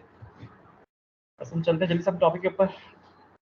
तो मैं आपके पास वहाँ पर था कि हम रिजल्ट्स पे थे, और मैं आपको बता रहा था कि रिजल्ट्स जो है हमने किस तरह से लिख पाया था, और रिजल्ट को आप किस तरह लिख सकते हैं। फिर से मैं रिपीट कर देता हूँ कि रिजल्ट आप आराम से आइडिया ले सकते हैं अपने पैरेंट आर्टिकल से, और पैरेंट आर्टिकल में जो उन्होंने टेस्ट रन करवाए होंगे वही टेस्ट अपने आप एस्पेसिस में जाएं और जाके करवा लें, और उसको रिजल्ट में एक मुकम्मल पैटर्न में लिखते। काफ़ी आसान होता है लिखना। आपने जितने भी क्वेश्चन लिखे हैं उन सब की बस फ्रिक्वेंसीज और परसेंटेजेस लिखनी पड़ती हैं, बस रिजल्ट में कुछ भी नहीं होता। आप पढ़ेंगे, आप इजी समझ जाएंगे कि वो उन्होंने किस तरह से बात की हुई है। ना मैं आपको अपने मेन टॉपिक पे लेके जाता हूँ जो हमारा डिस्कशन का टॉपिक है। तो डिस्कशन जो होता है, दरअसल मैं आपको बताऊँ, मेनली ये इतनी सारी चीज़ें यहाँ पर लिखी हुई हैं, लेकिन आप अपने जहन में रखो कि डिस्कशन जो है दरअसल मीनिंग ऑफ रिजल्ट होता है। तो जो भी रिजल्ट आपकी फाइंडिंग्स होती हैं, आप उसको एक स्टैटिस्टिकल एनालिसिस में लेके जाते हो, और उसके बाद जो फाइंडिंग्स आपको मिलती हैं उसकी इंटरप्रिटेशन आप करते हैं, और उसको अपने अल्फाज में लिखने की कोशिश करते हैं, डिस्कशन करते हैं, मतलब डिस्कस करते हैं। सिंपल बात मैं ये कहना चाहता हूँ कि discussion writing is simply the discussion on your result. मतलब आपके रिजल्ट्स पे आपको डिस्कशन करनी होती है अपने अल्फाज में, अपनी इंटरप्रिटेशन के हिसाब से जो आपने इंटरप्रेट किया। ठीक है, अब ज़रा यहाँ पर कुछ हेडिंग्स आपको ऑलरेडी दिख रही होंगी कि डिस्कशन के अंदर कुछ यहाँ पर हेडिंग्स, और इन हेडिंग्स को आपने फॉलो करना है। मुझे याद है कि जब मैंने अपनी डिस्कशन लिखी थी तो मुझे अच्छा खासा वक्त लग गया था, और मैंने जो है ना बिल्कुल अनप्लान्ड काम किया था, मतलब प्लानिंग नहीं की। मुझे कुछ पता ही नहीं था कि मुझे हेडिंग्स क्या क्या डालनी है। मैं पता क्या करता था, मैं जाता था रिसर्च आर्टिकल्स खोलता था और उनको पढ़ना शुरू कर देता था, और उनको पढ़ के जो मुझे आइडिया मिलता था मैं वो लिखना शुरू कर दिया करता था। लेकिन फिर बाद मुझे आहिस्ता आहिस्ता समझ में आया कि ऐसे ही मैं गलत काम कर रहा हूँ। मुझे मुकम्मल एक प्रॉपर प्लानिंग में काम करना चाहिए, मुझे मतलब बाकायदा इसकी हेडिंग्स डिसाइड करनी चाहिए। तो अपने एक्सपीरियंस के साथ जो मैंने समझा और लिखा है वो, तो उसकी हेडिंग्स मैंने यहाँ लिख दी। तो अल्हम्दुलिल्लाह लिख भी दिए, डिस्कशन लिखी भी मैंने अच्छी खासी, और इन्हीं हेडिंग्स की बुनियाद पर लिखी। ठीक है, तो अब देखते जाए। यहाँ पर मैंने एक डिस्कशन आपको दिखाना है जो हमने सब मैंने लिखी हुई है ऑलरेडी। ठीक है, तो उसकी हेडिंग्स देखें, और डिस्कशन लिखना कोई मुश्किल काम नहीं होता। जैसे मैंने ज़्यादा से चढ़ा लिया था, और ईजिली आप अपने जब रिसर्च आप कर लेंगे, डेटा कलेक्ट कर लेंगे, तो बस इन पॉइंट्स को आप कहीं नोट कर लें या देख लें, इसे बस याद रखिएगा कि डिस्कशन में क्या क्या आपने डिस्कस करना होता है। तो सबसे पहले जब आप अपनी डिस्कशन शुरू करेंगे तो कुछ चीज़ों का ख्याल रखें। सबसे पहले आप फ़ौरन से समरी बताएं अपनी फाइंडिंग्स की, मतलब कि जो चीज़ें आपने जस्ट अपने रिजल्ट में लिखी हैं उसको बताना स्टार्ट करें अपने डिस्कशन के अंदर। Just like that. देखिए आपने डिस्कशन यहाँ पर लिखी हुई है, ये डिस्कशन, ठीक है। तो ये भी रिसर्च टाइटल था, क्या था, prevalence and awareness of hypertension among population age 1930 with respect to the associated factors pertaining to their life. बहुत लंबी सी इसकी कहानी थी, इसका क्वेश्चन भी काफ़ी ज़्यादा लंबा था, इससे रिजल्ट भी अच्छा खासा हमारा लंबा बन गया था। इसकी डिस्कशन मैंने अच्छी खासी लंबी लिखी हुई है ना, इतनी लंबी होती नहीं डिस्कशन वैसे। तो सबसे पहले आपने करना क्या है कि इंट्रोडक्शन हल्का सा हाइपरटेंशन के हवाले से बताना है और अपनी फाइंडिंग्स फौरन से बतानी है, ठीक है। तो देखिए मैंने कैसे लिखा हुआ है कि hypertension is the most principal and changeable risk factors for various conditions like diabetes, stroke, snell payment and heart disease. मैंने इसका रेफरेंस दे दिया, ठीक है। आप डिस्कशन पे भी रेफरेंस देते हो, याद रखना। जिस तरह आपने इंट्रोडक्शन पे रेफरेंस दिया हुआ है, स्टडी डिज़ाइन या स्टडी मेथड्स पे, या अपने ऑपरेशनल डेफिनेशंस पे रेफरेंस दिया हुआ है, इसी तरीके से आप अपने डिस्कशन पे भी रेफरेंस देते हो, ठीक है। तो फिर मैंने यहाँ पूरी बातें की which highly contribute to the high incidence of mortality, morbidity, hypertension, bacterial disease. तो मैंने ये पूरा यहाँ से लेकर यहाँ तक पूरा हाइपरटेंशन को थोड़ा सा डिफाइन किया है। एंड देन फाइनली मैंने क्या किया है, डिफाइन करने के बाद नीचे आके देखिए कि our finding of 7.6% prevalence of hypertension. तो जो रिजल्ट था ना, उसमें जो हमारी इस एज ग्रुप में 19 to 30 वाले एज ग्रुप में जो प्रेवलेंस आई थी वो 7.6% आ रही है। तो मैंने फॉरन से अपनी फाइंडिंग डाल दी, ठीक है। फाइंडिंग आपने हल्का सा इंट्रोडक्शन दिया, आपने फॉरन से फाइंडिंग लिखी, ठीक है। फाइंडिंग लिखने के फौरन बाद आप देखिए पर क्या लिखा हुआ है, कंपैरिजन विद एग्जिस्टिंग लिटरेचर, ठीक है। बिल्कुल सेम टू सेम वही इंट्रोडक्शन वाला पैटर्न जो है वो चल रहा है। इंट्रोडक्शन में भी आपने यही किया था। आपने पहले क्या किया था कि इंट्रोडक्शन में आपने हल्का सा जो भी टॉपिक था आपको उसके हवाले से आपने बातचीत की थी, उसकी पैथोलॉजी फिजियोलॉजी के हवाले से बात की। देन उसको जो है कंपेयर कराना शुरू किया या फिर उसकी प्रेवलेंस और अवेयरनेस बताई। पहले से जो आर्टिकल्स, मतलब जिस टॉपिक पे आप सर्च करने जा रहे हो, तो उस टॉपिक पे जो पहले से आर्टिकल मौजूद है उसकी अवेयरनेस और प्रेवलेंस पे आप सेकंड स्टेप पे बात करते थे इंट्रोडक्शन के अंदर। आप लोगों ने सारों ने माशाल्लाह से इंट्रोडक्शन लिखा है। तो डिस्कशन पे अब आप अवेयरनेस और प्रेवलेंस से बात नहीं करोगे, बल्कि जो आपकी फाइंडिंग्स हैं उसको कंपेयर करोगे एग्जिस्टिंग लिटरेचर से। पहले से जो मौजूद रिसर्च आर्टिकल्स हैं उनसे आप कंपेयर करना शुरू करोगे। Just like that. यहाँ पर देखो कि यहाँ पर मैंने जो सेकंड पैराग्राफ को ब्लू से लिख रहा है, यहाँ पर मैंने मेरी जो फाइंडिंग्स थी रिजल्ट की, मैंने उसको कंपेयर करना शुरू कर दिया अनएक्सपेक्टेडली। देखो यहाँ पर लिखा है ना, our finding of 7.6 prevalence of hypertension, finding बताई, देन कंपैरिजन शुरू कर दिया। Unexpectedly is very much lower than the 17.4 prevalence in USA. USA में रिसर्च हुई थी तो उसमें कितना आया था, 17.4%, ठीक है। तो मैंने उसको पूरा बताया, उसका रेफरेंसिंग कर दी। But higher age compare to the study conducted in USA which give the result of 7.3%। अच्छा, यूएसए में एक और स्टडी की गई थी जिसमें 7.3% था, तो उससे मेरी प्रेवलेंस जो है वो ज़्यादा थी, तो मैंने इसे कंपैरिजन करा दिया। फिर मैंने रिसर्च का हवाला दिया and as compare to the secondary hypertension in military males of USA 2। है फिर मैंने ये पूरी जो लाइन्स यहाँ पर लिखी हुई है, मैंने मुझसे जितने रेफरेंसिंग हुए, जैसे यहाँ पर मैंने 1 रेफरेंस, 2 रेफरेंस, 3 रेफरेंस, इन सब के रेफरेंसेस देते हुए पूरा कंपैरिजन कराया है। पहले मैं इंट्रोडक्शन दिया। अच्छा, ये इंट्रोडक्शन मैंने थोड़ा बड़ा लिख दिया है, अमूमन इतना इंट्रोडक्शन बड़ा लिखते नहीं, यहाँ पर गलती हुई है, ठीक है। तो इतना ज़्यादा आपको नहीं लिखना है क्योंकि आपने पहले ही अपने सिनॉप्सिस के इंट्रोडक्शन में लिखा हुआ है, तो आपको डिस्कशन में इतना बड़ा इंट्रोडक्शन लिखने की जरूरत नहीं पड़ती। आप ज़्यादा काम अपने फाइंडिंग्स पे करो और कंपैरिजन पे शुरू करो। जैसे ही आपने कंपैरिजन शुरू किया तो फिर आपका मेन, मतलब इसे कह सकते हैं कि बॉडी पैरा होता है ये आपके डिस्कशन का, जिसमें आप इंटरप्रिटेशन या मीनिंग ऑफ ए रिजल्ट बताते हो, ठीक है। तो ना जैसे ही आपने कंपैरिजन करवा लिया, बहुत ईजी, ज़्यादा मुश्किल नहीं है, अगर आपने इंट्रोडक्शन लिखा हुआ तो आप आराम से कंपैरिजन करा लोगे। इंटरप्रिटेशन ऑफ द रिजल्ट्स करते हो। अब आप अपने रिजल्ट्स को अपने मायनों में बयान करना शुरू करते हो कि आपने क्या खर्च किया, आपने जो डेटा कलेक्ट किया है उससे आपने क्या खर्च किया है और आप क्या बताना चाह रहे हो, ठीक है। मैं आप लोगों को एग्जाम्पल देता हूँ। आपके नाइन में ही पढ़ा है आपने, फर्स्ट में पढ़ा हुआ है, थोड़ा सा ध्यान से सुने। आप लोगों ने बैक्टीरिया का चैप्टर पढ़ा होगा, मैंने उसकी स्लाइड ऐड नहीं की है, मुझे चांस से याद आ कि तो मैं समझा रहा हूँ आपको। आप लोगों ने एक बैक्टीरिया का चैप्टर पढ़ा हुआ है, तो उसमें आप लोगों ने रिप्रोडक्टिव साइकिल ऑफ बैक्टीरिया पढ़ा है, जिसमें क्या था, lag phase, log phase, stationary phase and decline phase. कुछ याद आया होगा आप लोगों ने भी पैथोलॉजी में, अपने माइक्रोबायोलॉजी में पढ़ा होगा। तो lag phase, log phase, stationary phase and decline phase, ठीक है। तो ये जो lag phase, log phase, stationary phase और डिक्लाइन फेज जो आप पढ़ते हो, मतलब इसका मतलब ये हुआ कि इसके ऊपर ऑलरेडी एक रिसर्च हुई होगी। उसमें उस साइंटिस्ट ने क्या किया होगा कि एक पेट्री डिश ली होगी, ठीक है, और पेट्री डिश में एक बैक्टीरिया का कल्चर बनाया होगा और उसको वो लगातार कुछ घंटों में या कुछ आवर्स के अंदर नोटिस कर रहा होगा कि किस वक्त बैक्टीरिया जो है ग्रोथ कर रहा है, अपनी प्रिपरेशन कर रहा है ग्रोथ करने की, जिसको हम लैग फेज कहते हैं। मतलब सिंपली उसने उस वक्त lag phase, log phase, stationary phase और डिक्लाइन फेज का नाम नहीं दिया था उसको। उस वक्त वो सिर्फ क्या कर रहा था, डेटा कलेक्ट कर रहा था। तो उसने पेट्री डिश में देखा कि एक वक्त ऐसा आया जिसमें बैक्टीरिया ग्रोथ की तैयारी कर रहे थे। फिर अचानक से क्या दिखा कि एकदम से बैक्टीरिया की ग्रोथ बढ़ गई। फिर उसने देखा कि एक वक्त ऐसा आया कि एकदम से ग्रोथ रुक गई। फिर उसने देखा कि एक वक्त ऐसा आया कि ग्रोथ अब नीचे जाने लगी। तो उसने क्या किया कि उस पूरे पैटर्न को हिस्टोग्राम्स में दिखा दिया होगा। अब जब हिस्टोग्राम उसने शो किया तो बाकायदा दिख रहा होगा हिस्टोग्राम के अंदर। अब आप इमेजिन करो अपने जहन के अंदर कि एक बैक्टीरिया का फेज है जिसमें क्या हो रहा है कि बैक्टीरिया जो है ग्रोथ प्रिपरेशन कर रहा है, तो उसमें भी उसकी ग्रोथ जो है, जो हिस्टोग्राम का जो कर्व है, अब जैसे ही उसकी लॉग फेज आया, लैग के बाद लॉग फेज आया, तो अचानक से क्या हुआ, बैक्टीरिया की ग्रोथ एकदम से हाई हुई, तो हिस्टोग्राम का कर्व ऊपर अचानक से ऊपर गया होगा, पीक पे एसेंड किया होगा उसने। फिर जो थर्ड फेज आई तो उसमें देखा होगा उसने कि स्टेशनरी, मतलब ऐसा हुआ होगा कि बैक्टीरिया की ग्रोथ एकदम से रुक गई और एक स्ट्रेट लाइन बनना शुरू हो गई। तो हिस्टोग्राम का कर्व जो हल्का सा क्या हुआ, बेंड हुआ होगा, सीधा सीधा बेंड होगा, आगे चल रहा होगा।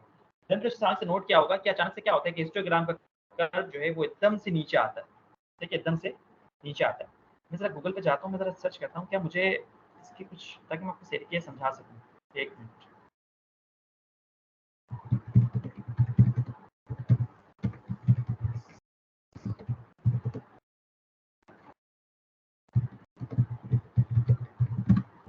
मैं देखूँ इसके डायग्राम मुझे मिल जाए तो मैं आई गेस ज़्यादा बेहतर समझा सकूँगा। हाँ, ये देखिए बिल्कुल सही है, ये मुझे डायग्राम मिल गई है। आप मेरे ख्याल से ये देख रहे होंगे। मैं इसको ज़रा अपने पावर पॉइंट स्लाइड पे ले जाता हूँ।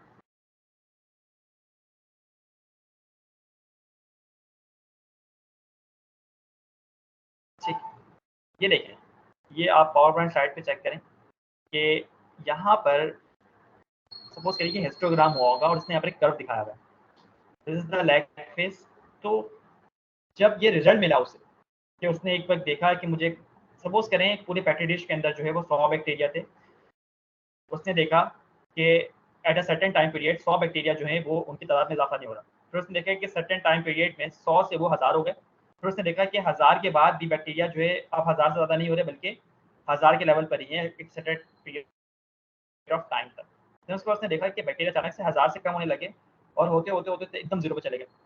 तो फिर उसने क्या किया, जब ये उसके पास रिजल्ट आया होगा ना, तो उसने फिर इसको प्लॉट किया होगा हिस्टोग्राम के ऊपर। हिस्टोग्राम ने उसने उसको एक कर्व दिया होगा उस साइंटिस्ट को। उस कर्व की बुनियाद पर उसने क्या किया कि उसके 4 फेसेस उसने डिस्कशन में बांट दिए। जब उस साइंटिस्ट ने रिसर्च पेपर में डिस्कशन शुरू की होगी, तो उसने उस पीरियड को जिसमें स्ट्रेट लाइन बन रही थी उसका नाम उसने लैग फेज दे दिया था। फिर उस पीरियड को जिसमें अचानक से क्या हुआ था, बैक्टीरिया की ग्रोथ बढ़ रही थी, उसको उसने लॉग फेज नाम दे दिया था। फिर जिसमें बैक्टीरिया की ग्रोथ रुक गई थी उसको उसने हम स्टेशनरी फेज नाम दे दिया होगा। और जिसमें बैक्टीरिया की ग्रोथ एकदम नीचे चली गई थी उसमें उसने किसका क्या नाम दे दिया होगा, डिक्लाइन फेज या फिर डेथ फेज का नाम दे दिया होगा। तो बताने का मकसद ये पूरी कहानी का ये था कि जब भी डिस्कशन के वक्त हम इंट्रोडक्शन और कंपैरिजन के बाद इस वाले पैरा में आते हैं, तो इसका हम इंटरप्रिटेशन करते हैं, सही है। तो साइंटिस्ट ने अपने डिस्कशन के इस वाले पोर्शन में ये पूरा लॉग फेज, लैग फेज के बारे में उसने डिस्कस किया होगा कि मैंने जो रिजल्ट फाइंड किए हैं, तो मैं उसको अब अपने हिसाब से इन 4 कैटेगरीज में बांट रहा हूँ। अब जरा देखें मैंने क्या किया इसके अंदर, ठीक है। मैंने क्या बताया, the lifestyle practices participants question on what salt intake. मैंने बताया कि उनसे कौन से सवाल किए गए हैं, वेट लॉस के बारे में, रेगुलर एक्सरसाइज के बारे में, smoking addiction, alcohol intake, sleep hours, vegetable fruits, participation in sports, family history and use of antihypertensive drugs. तो मैंने बताया कि our findings of 7.6 of hypertensive individuals had not a very healthy lifestyle.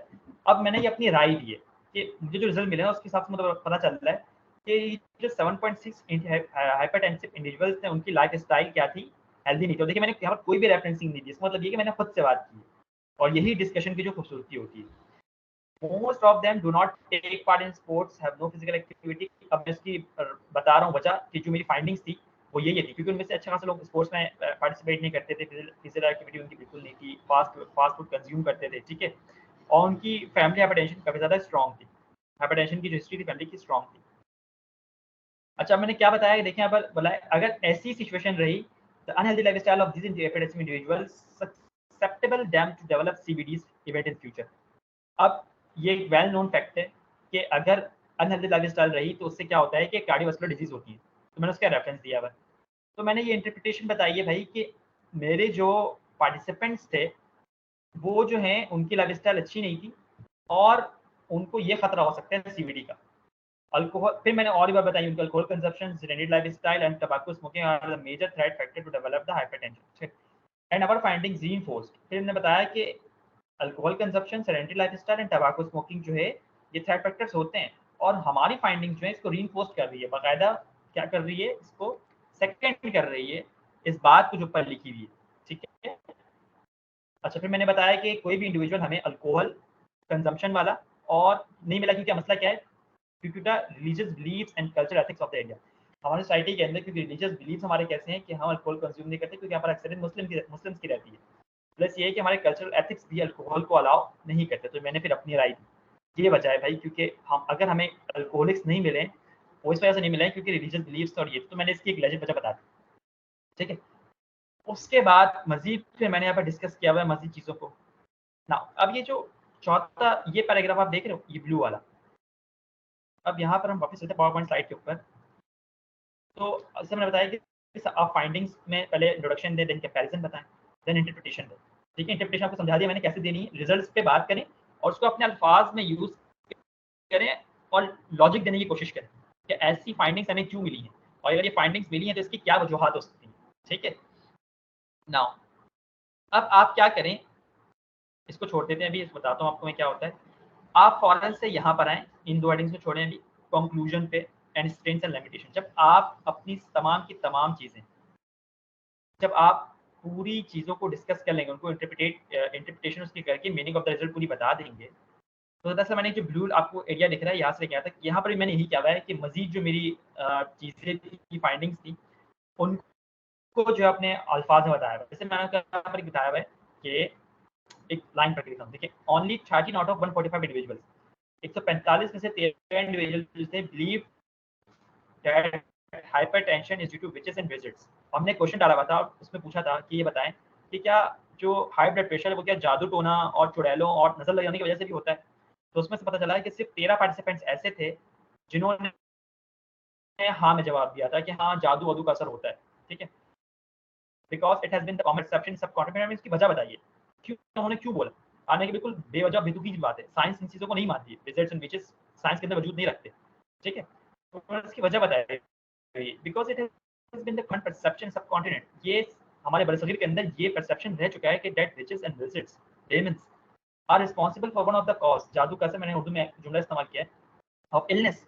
ये जो witches और visits होते हैं, ये जादू का असर जो है ये लोगों को बीमार कर देता है।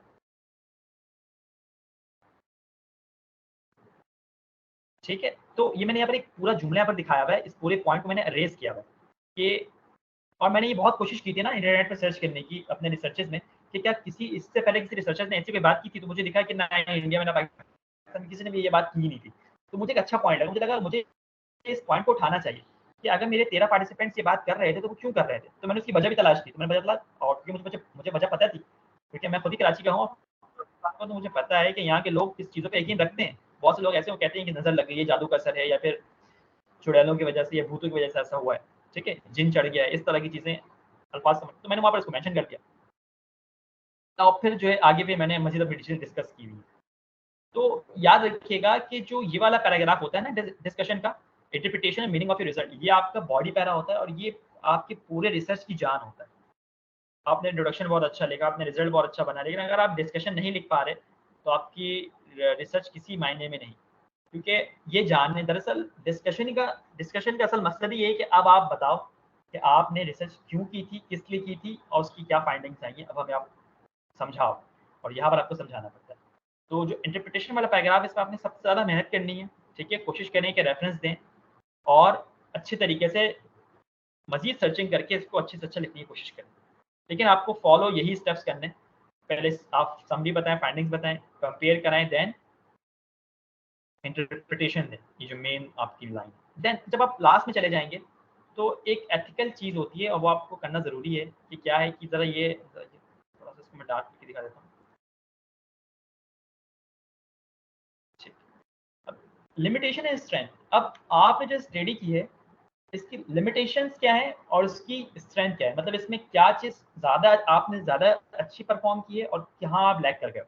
ठीक है, तो देखो क्या लिखा हुआ है। Although this is the first study in Pakistan that determines the prevalence of awareness in this specific age group। अभी मैंने इसकी स्ट्रेंथ बता रहा हूँ कि पहली स्टडी थी पाकिस्तान में, but the study has its own restrictions. इस स्टडी की अपनी अपनी कुछ रिस्ट्रिक्शंस भी हैं। The most pronounced limitation of this study is its restrictive type over cross-sectional data। ठीक है, क्योंकि क्रॉस सेक्शनल है, जाहिर सी बात है अगर ये कोहेट होती या फिर रैंडमाइज टाइप की होती तो ज़्यादा बेहतर होती। That restricts its scope as the casual inference could not be made। तो कहने इसका स्कोप जो है रिस्ट्रिक्ट हो जाता है। खैर furthermore our participants were more biased। अब देखो मैंने क्या लिखा है यहाँ पर कि हमारे जो पार्टिसिपेंट्स थे वो बायस थे, इंटरेस्टेड थे इस एज ग्रुप में 1922, मतलब हमारा जो तकरीबन 57% रिजल्ट था वो इस एज ग्रुप का था। तो ये हमारा लिमिटेशन हो गया ना, हमने गलती कर दी क्योंकि हमने एज ग्रुप को 3 कैटेगरी से बांटा था। तो हमें चाहिए था कि हम तीनों कैटेगरी से सेम एज ग्रुप लेते, लेकिन हमने क्या किया है हमारे पार्टिसिपेंट्स ने कि उन्होंने ज़्यादातर डेटा इस एज ग्रुप से ले लिया, जो कि शायद हमारी रिसर्च में एक नेगेटिव इम्पैक्ट डाल सकता है। ठीक है, of our present data belonging to this group which should not be more than 40%। तो मैं कह रहा हूँ तुम ज़्यादा इसको 40% ज़्यादा नहीं होना चाहिए। मैंने खुद बता दिया अपनी लिमिटेशन, और ये एथिकल है। आपकी जो भी लिमिटेशन होती है वो आप बताओ, तो ये आपकी रिसर्च में अच्छा इम्पैक्ट डालता है जहाँ भी आप जर्नल को पब्लिश करने जा रहे हो। That's why most of the individuals who were hypertensive belongs to this group। और the data was collected only in few hospital settings। मैंने फिर ये भी बताया कि हमने जो डेटा कलेक्ट किया है वो सिर्फ few hospital settings में था of Karachi, which are not representative of the whole city। वो पूरे सिटी के रिप्रेजेंटेटिव नहीं थे। हमारा जो रिसर्च का जो वॉल्यूम था वो थोड़ा छोटा था, कम था। तो अब अगर कभी ये रिसर्च पब्लिश हुई तो कोई भी आके इस पर कमेंट्स यानी कि लेटर टू एडिटर आराम से लिख दे, क्योंकि हमने खुद ही बता दिया लिमिटेशन इसकी। समझ में आ रही बात? जैसा भी मैंने आपको सिखाया लेटर टू एडिटर कैसे लिखते हैं, तो आप आराम से कोई भी आके इसमें लेटर टू एडिटर लिख सकता है। तो मैंने खुद उसमें पॉइंट बता दिया ना। तो ये 4 स्टेप्स खास तौर पर, जितने भी स्टेप्स आपको मैंने बताए कि आपने समरी और फाइंडिंग्स बतानी है, कंपैरिजन करना है पहले लिटरेचर के साथ, सबसे ज़्यादा मेन या आपका बॉडी पैरा है, इंटरप्रिटेशन ऑफ द रिजल्ट, ये मेनली अपने तरीके से लिखनी है,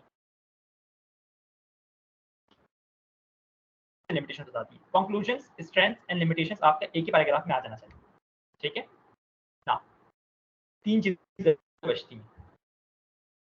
पब्लिक हेल्थ इंप्लीकेशन, मतलब आपने जो रिसर्च की है, कंक्लूजन जब आप दे रहे होंगे स्ट्रेंथ और लिमिटेशंस देने के बाद, जैसे ये रिसर्च जो मैंने लिखी है यहाँ पर, के बाद ये जो हमने ये जो पूरा लिखा है स्ट्रेंथ्स और लिमिटेशंस की लिख दी है, इसके बाद आप कुछ लाइंस और ऐड करोगे, और वो लाइंस में आप क्या बताओगे सिंपल कि आपने जो रिसर्च की है इसकी क्लिनिकल और पब्लिक हेल्थ इंप्लीकेशन क्या है और इसके फायदा ये कि फ्यूचर रिकमेंडेशन को ये आपकी कि आप जो है कहना चाह रहे हैं कि आपके रिसर्च में कुछ और एडिशन होनी चाहिए।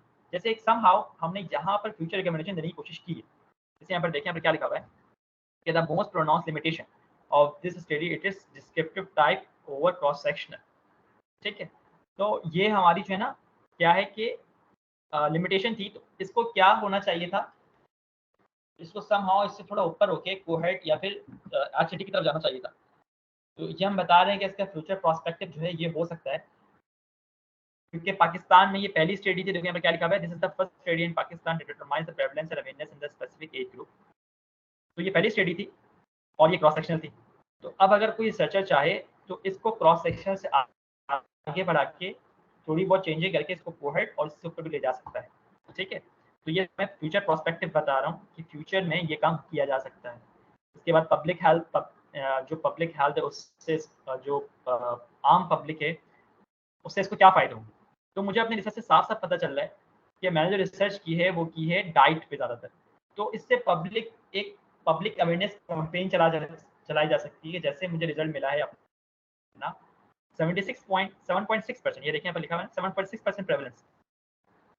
तो हम ये कह सकते हैं भाई कि हाँ जो प्रेवलेंस 7.6% है तो ये भी कोई बहुत अच्छी नहीं है, इतना भी नहीं होना चाहिए। तो हमें एक पब्लिक अवेयरनेस चलानी चाहिए सोशल मीडिया के जरिए या फिर और भी हमारे जो समा और जियो न्यूज़ ये तरह के जो मीडिया चैनल्स हैं, इनके ज़रिए एक अवेयरनेस कैंपेन चलाएँ कि ज़्यादा से ज़्यादा एक्सरसाइज की जाए, खाना सही से खाएँ और जो है जिमिंग करें, डाइट का ख़्याल रखें, फैटी डाइट कम लें, सॉल्ट इंटेक कम कर लें, अल्कोहल कंजम्पशन रोक दें, तंबाकू स्मोकिंग रोक दें। तो ये इसके जो मतलब इस रिसर्च के ज़रिए हम जो है लोगों तक बात पहुँचा सकते हैं। इसमें नहीं लिखा हुआ, लेकिन लिखना चाहिए था। अच्छा होता। तो जो गलती हमने की आपको हम बता रहे हैं। और देखिए सिर्फ इस डिस्कशन के अंदर ही मैंने अलग से कितनी ज़्यादा रेफरेंसिंग करी, 3, 4, 5, 6, 7, 8, 9, 10, 11, 12, 13। इसकी इंट्रोडक्शन की अलग रेफरेंसिंग थी और डिस्कशन की अलग रेफरेंसिंग की रखी है। और मुझे याद आ रहा है जहाँ तक कि इस रिसर्च की ओवरऑल रेफरेंसिंग हुई भी थी, वो तकरीबन 35 थी। मतलब इसमें हमने अच्छी खासी ठीक है। हाँ, तो I hope so discussion rating समझ में आ गई होगी। हम आपको स्लाइड शेयर कर जब करें तो आप जो है अपनी जो डिस्कशन राइटिंग है वो इस तरीके से करना, आपको बड़ी आसानी से आप लिख लोगे। नाउ एब्स्ट्रैक्ट राइटिंग, एब्स्ट्रैक्ट काफ़ी ज़्यादा आसान होता है लिखना, इसमें कुछ नहीं होता। अब देखिए ज़रा एब्स्ट्रैक्ट में क्या होता है। मैं यहाँ पर एब्स्ट्रैक्ट आपको दिखा मतलब 4 देखें, एब्स्ट्रैक्ट की जो हेडिंग्स है ना वो इस तरह से बनती हैं और abstract is just a summary of your research. आपने जब पूरी डिस्कशन लिख ली, सब कुछ आपके पास लिखा हुआ है, अब आपने जब एब्स्ट्रैक्ट लिखना है तो अब हर चीज़ को आप समरी हर हेडिंग की आप समरी बना के बस एक छोटी सी अपनी एक प्रोटोटाइप रिसर्च बना दोगे। जैसे देखिए यहाँ पर ऑब्जेक्टिव्स जो आप अपने सिनॉप्सिस में ऑब्जेक्टिव्स लिखे थे उसको थोड़ा सा मिनिमाइज करके यहाँ ऑब्जेक्टिव्स लिख देंगे। Background is your introduction. जो आपने इंट्रोडक्शन लिखी थी उसकी वहाँ से सिर्फ इंट्रोडक्शन का पार्ट उठा के, यानी कि जहाँ पर आपने डेफिनेशंस बताई हुई हैं और आपने रिसर्च का स्कोप बताया है वो यहाँ से लेके यहाँ तक लिख देंगे। डिज़ाइन पता है आप लोगों को कैसे लिखना है, वो आप यहाँ लिख देंगे। मेथड आपने कौन सा बनाया, हमने कहा था नॉन प्रोबेबिलिटी स्ट्रैटिफाइड सैंपलिंग की थी। आप लोग की 2-3 रिसर्चेस इसमें इस तरह की मौजूद है, तो हमने पूरा बता दिया। सिंपल था। रिजल्ट जो थे उसको मैंने बहुत कंसाइज, बहुत ज़्यादा प्रिसाइज करके यहाँ लिख दिया है। देन कंक्लूजन क्या है भाई, कंक्लूजन में जो मैंने डिस्कशन की हुई है, डिस्कशन वाले पैराग्राफ में जो डिस्कशन की हुई थी वो मैंने कंक्लूजन में लिख दी। तो सर यहाँ पर देखें क्या लिखा हुआ है बैकग्राउंड में कि बैकग्राउंड याद रखिएगा, ऑब्जेक्टिव पहले हेडिंग डलती है, फिर बैकग्राउंड डलती है और बैकग्राउंड आपका जो इंट्रोडक्शन होता है उसको कहा जाता है। ठीक है, to introduce the research problem और क्वेश्चन, स्टेट द ऑब्जेक्टिव और पर्पस ऑफ योर स्टडी। खैर मेथड्स फिर आप बताएंगे, इसमें सारी हेडिंग्स फॉलो करें। Study design, methodology, data collection, analysis technique, results के हवाले से बताएं। बहुत ज़्यादा समराइज करें इसको, summarize the main findings of your study, सिर्फ मेन फाइंडिंग्स को समराइज करें। ठीक है, including important quantitative and qualitative results, बहुत इंपॉर्टेंट फाइंडिंग्स है इसको समराइज करें। और कंक्लूजन में आप वही बताएं जो आपने अपने डिस्कशन में ऑलरेडी डिस्कस किया हुआ है, वो आप अपने कंक्लूजन में बताएंगे। तो एब्स्ट्रैक्ट इतना कोई मुश्किल नहीं होता। आपको हम जो ये जो हमने फॉर्मेट बनाया हुआ है ये आपको भेज देंगे, जिसको आप देख के इंशाल्लाह नियर फ्यूचर के अंदर फॉलो करके आराम से लिख सकते हैं। और डिस्कशन के एब्स्ट्रैक्ट के आखिर में कीवर्ड्स जो आपके रिसर्च कीवर्ड है, hypertension, lifestyle awareness and risk factors, क्योंकि ये जो फिर आपको बहुत ज़्यादा फायदा देते हैं आपकी रिसर्च को मतलब ऑन स्क्रीन पे लाने में। ठीक है, बात समझ में आ गई? कोई क्वेश्चन है यहाँ तक? सर जो डिस्कशन राइटिंग में आपने हेडिंग वाइज बताया, तो जब हम डिस्कशन राइटिंग लिखेंगे तो हमें ये हेडिंग मेंशन करेंगे या बगैर हेडिंग के हमें लिखना होगा पैराग्राफ? नहीं, हेडिंग नहीं, जैसे मैं बता रहा हूँ देखें, यहाँ पर जो मैंने डिस्कशन लिखा हुआ है ऑलरेडी, तो यहाँ पर कोई भी हेडिंग मेंशन मैंने खुद की है, अभी हेडिंग मेंशन नहीं करते। सही, आपको सिर्फ क्योंकि मैंने हमें कलरिंग भी की हुई है, कलर्स किए हुए हैं ताकि आपको अलग से दिखा सकूँ कि इंटरप्रिटेशन वाला पार्ट मैंने अलग करके दिखाया हुआ है, कंपैरिजन का पार्ट अलग करके दिखाया हुआ है, इंट्रोडक्शन का पार्ट अलग करके दिखाया हुआ है। इस तरह से जो लिमिटेशन पर स्ट्रेंथ लेके दिखाया हुआ है, हेडिंग्स आप नहीं डालते। ये तो मेरा जो अपना एक्सपीरियंस था उसके हिसाब से मैंने हेडिंग्स बना के आपको दिखाया है कि ये चीज़ें होंगी, तो इंशाल्लाह आपके डिस्कशन में लिखने में काफ़ी आसानी हो जाएगी। आप डिस्कशन को पार्ट्स में जब आप डिवाइड कर लेंगे तो आपको राइटिंग में काफ़ी आसानी हो जाएगी, ये बताना चाहता हूँ। मज़ीद कोई सवाल है किसी का?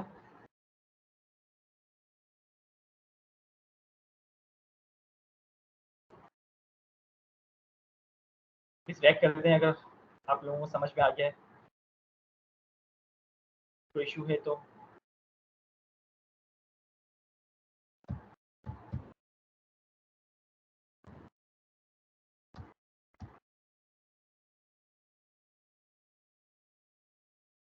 किसी का कोई सवाल नहीं है?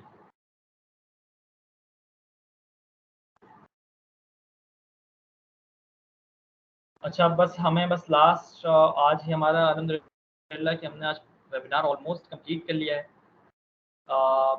जो हमने वादा किया था वो हमने पूरा कर दिया, ठीक है। और अब जो है बस लास्ट का वक्त रह गया, 1 मिनट रुक जाइए। तो आप लोगों से बस एक बार पूछ लेना चाहता हूँ, जितने भी आप लोग थोड़े से कंसिस्टेंट थे, जो कि अब 27 से 28 लोग हमारे साथ हैं, और बाकी जो लोग थे वो तो मेरे ख्याल से रिकॉर्डिंग भी सुन रहे हैं अपनी किसी मसरूफियत की वजह से। तो बस एट द एंड बस आप लोगों से मैं फीडबैक लेना चाह रहा हूँ। ये बताएं कि आपने जो 10 दिन का वेबिनार हमारा अटेंड किया है, इसमें आपका क्या फीडबैक है? मतलब आपने बेहतर महसूस किया, अच्छा महसूस किया, या बिल्कुल अच्छा महसूस नहीं किया? तो अपने रिएक्शन से बताएं, उसमें रिएक्शन देख के समझ लगा कि आप लोगों को वेबिनार पसंद आया है, आपने सीखा है कुछ इसमें।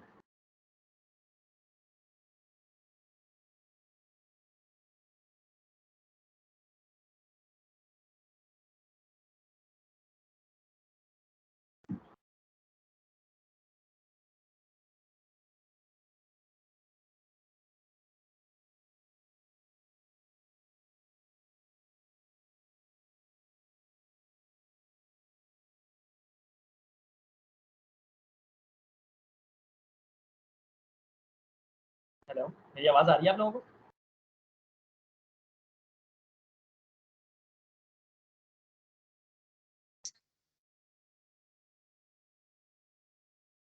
हेलो, मेरी आवाज़ आ रही है?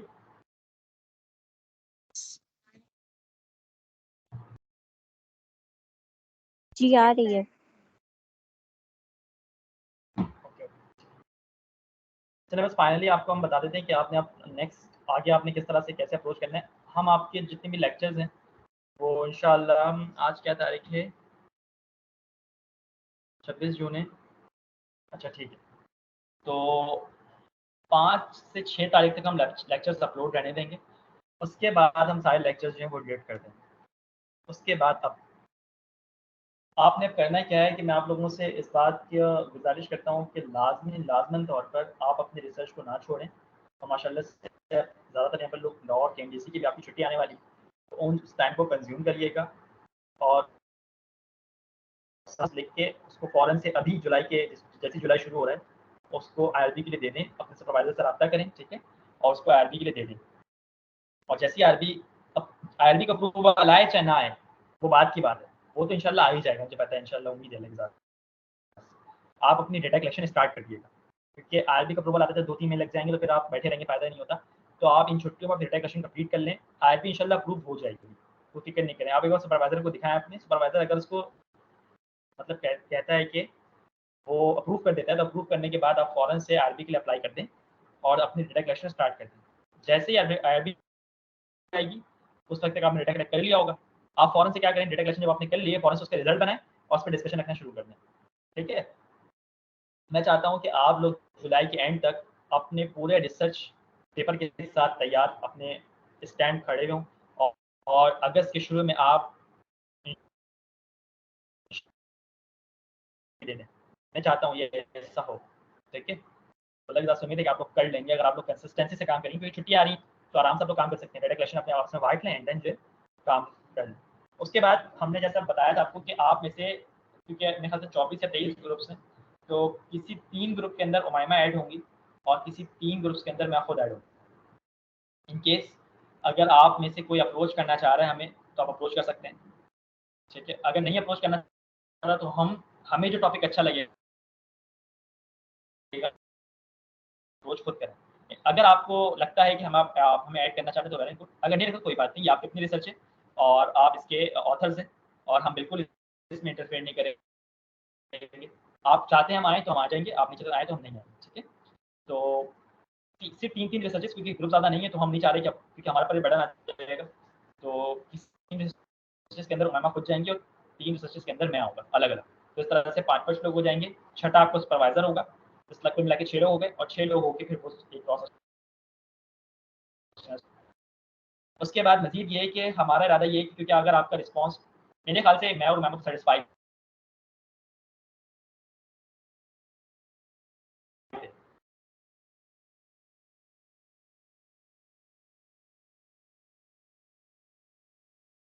क्या मेरा लास्ट बात क्लियर नहीं। हमने ज्यादा पढ़ के मजीद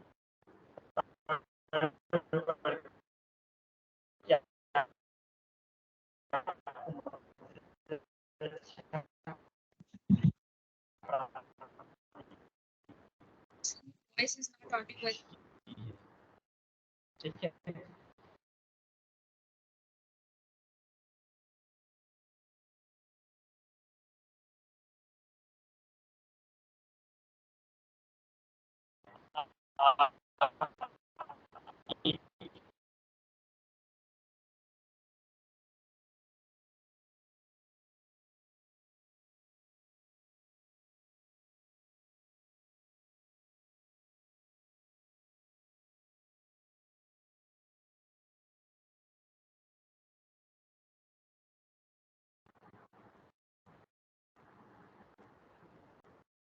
हेलो, आवाज आ रही मेरी?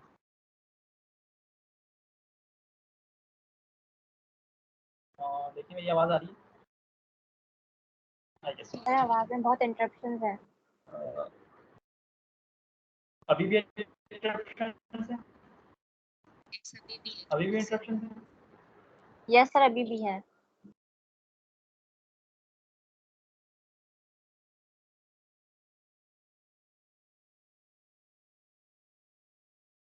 एक मिनट और पढ़ते हैं।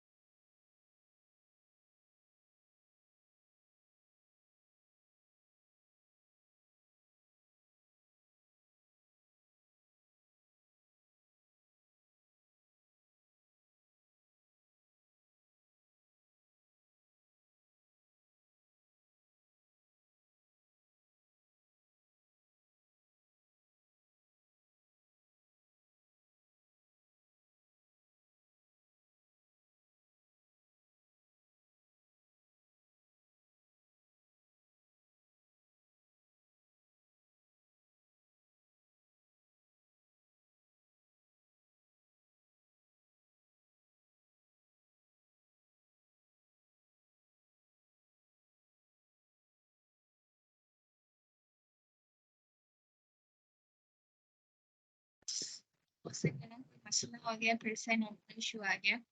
खैर जो बात इसमें बोली है वो ये बोली थी कि हम जो है इनकेस अगर आप खुद अप्रोच करना चाहें तो हमें कर सकते हैं कि हम आपको मेंटरशिप प्रोवाइड करें, ठीक है। वरना अगर कोई नहीं करना चाह रहा तो हम सिंपली आपसे किसी भी टीम को सर्च करेंगे, जैसे आप खुद से पूछ लेंगे आपसे कि आप लोग अलाउ कर रहे हैं तो इनकेस हम आ जाएंगे, वरना नो इशू किसी का। अगर आप लोग खुद कैटर कर लोगे सारे मसले तो हम उसमें एंटर नहीं होंगे, ठीक है। सब टू यू, आप एंटर करवाना चाह रहे हो नहीं करवाना चाह रहे हो। खैर बाकी जिन्होंने मुझे साइनॉप्सिस का बोला हुआ है तो वो इंशाल्लाह मैं आज रात में या कल कर दूंगी इंशाल्लाह, क्योंकि आज मुझे बिल्कुल टाइम नहीं मिला देखने का चीजें। क्वेश्चन यार भी इनकेस अगर आप लोगों ने अप्रूव करवाना है तो साथ ही उस स्प्रेडशीट में जो है थोड़ा से वो जो रॉज ऐड करके अपना क्वेश्चन भी वहीं पे डाल दो। और जो पहले वाले हुए हुए थे ना उनको मेरा वर्ड छोड़ देना, ताकि मुझे पता चल जाए कि मैंने इनका पहले किया था। जस्ट जो अपने पहले वाले लिंक्स है ना उनको रिमूव कर दो, ठीक है, और अपने नए लिंक्स डालो। मैं फिर मेरे जो भी कमेंट है उसके नीचे डालना फिर अपना जो नया जो साइनॉप्सिस है, ठीक है, वो करके डालो। मैं उसको रिव्यू कर दूंगी इंशाल्लाह कल तक। और इन केस अगर फिर भी कोई मसला हुआ तो हम लोग यहाँ पे अवेलेबल है, हमारे पर्सनल नंबर्स आप लोगों के पास है, आप जब चाहो हमें उसको आप जो भी क्वेश्चन होगा रिलेटेड टू डेटा कलेक्शन भी या बाद में भी कोई भी मसला आएगा तो आप लोग हमसे पूछ सकते हो, ठीक है। इंशाल्लाह ये हमारी आज लास्ट क्लास है, बहुत फायदा हुआ होगा आप सब लोगों को। अच्छा इसके बाद जो है हम लोग एक फीडबैक फॉर्म जो है आप लोगों के अंदर सर्कुलेट करेंगे, तो काइंडली हमें उसमें फीडबैक चाहिए आप लोगों का, ठीक है। कैसा रहा आप लोगों का एक्सपीरियंस, आप लोगों ने क्या सीखा उससे रिलेटेड, वो बात मुझे बता देना। डन हो गया। इसके अलावा जो है किसी को कोई भी मसला हो any time you can come, ठीक है, हम लोग उसको देखेंगे। बाकी अल्लाह हाफिज हमारी तरफ से, ठीक है। इंशाल्लाह हम लोग कोशिश करेंगे कि शायद हम लोग जो है नया सेशन एक और रखें, तो इनकेस अगर आप लोगों ने किसी और को बताना हो तो आप लोग फिर उनको आगे गाइड कर सकते हैं कि आ सके, ठीक है। कंफर्म नहीं है कि हम लोग नया सेशन करेंगे नहीं करेंगे, लेकिन शायद किया तो फिर आप लोग जो अपने जो भी फ्रेंड्स होंगे उनको बोल सकते हो कि अगर आपको फायदा हुआ है तो आप उनको भी गाइड कर सकते हो कि आप लोग ज्वाइन करें, ठीक है। चलिए अल्लाह हाफिज, best of luck for your futures. Meeting off करते हैं, ठीक है।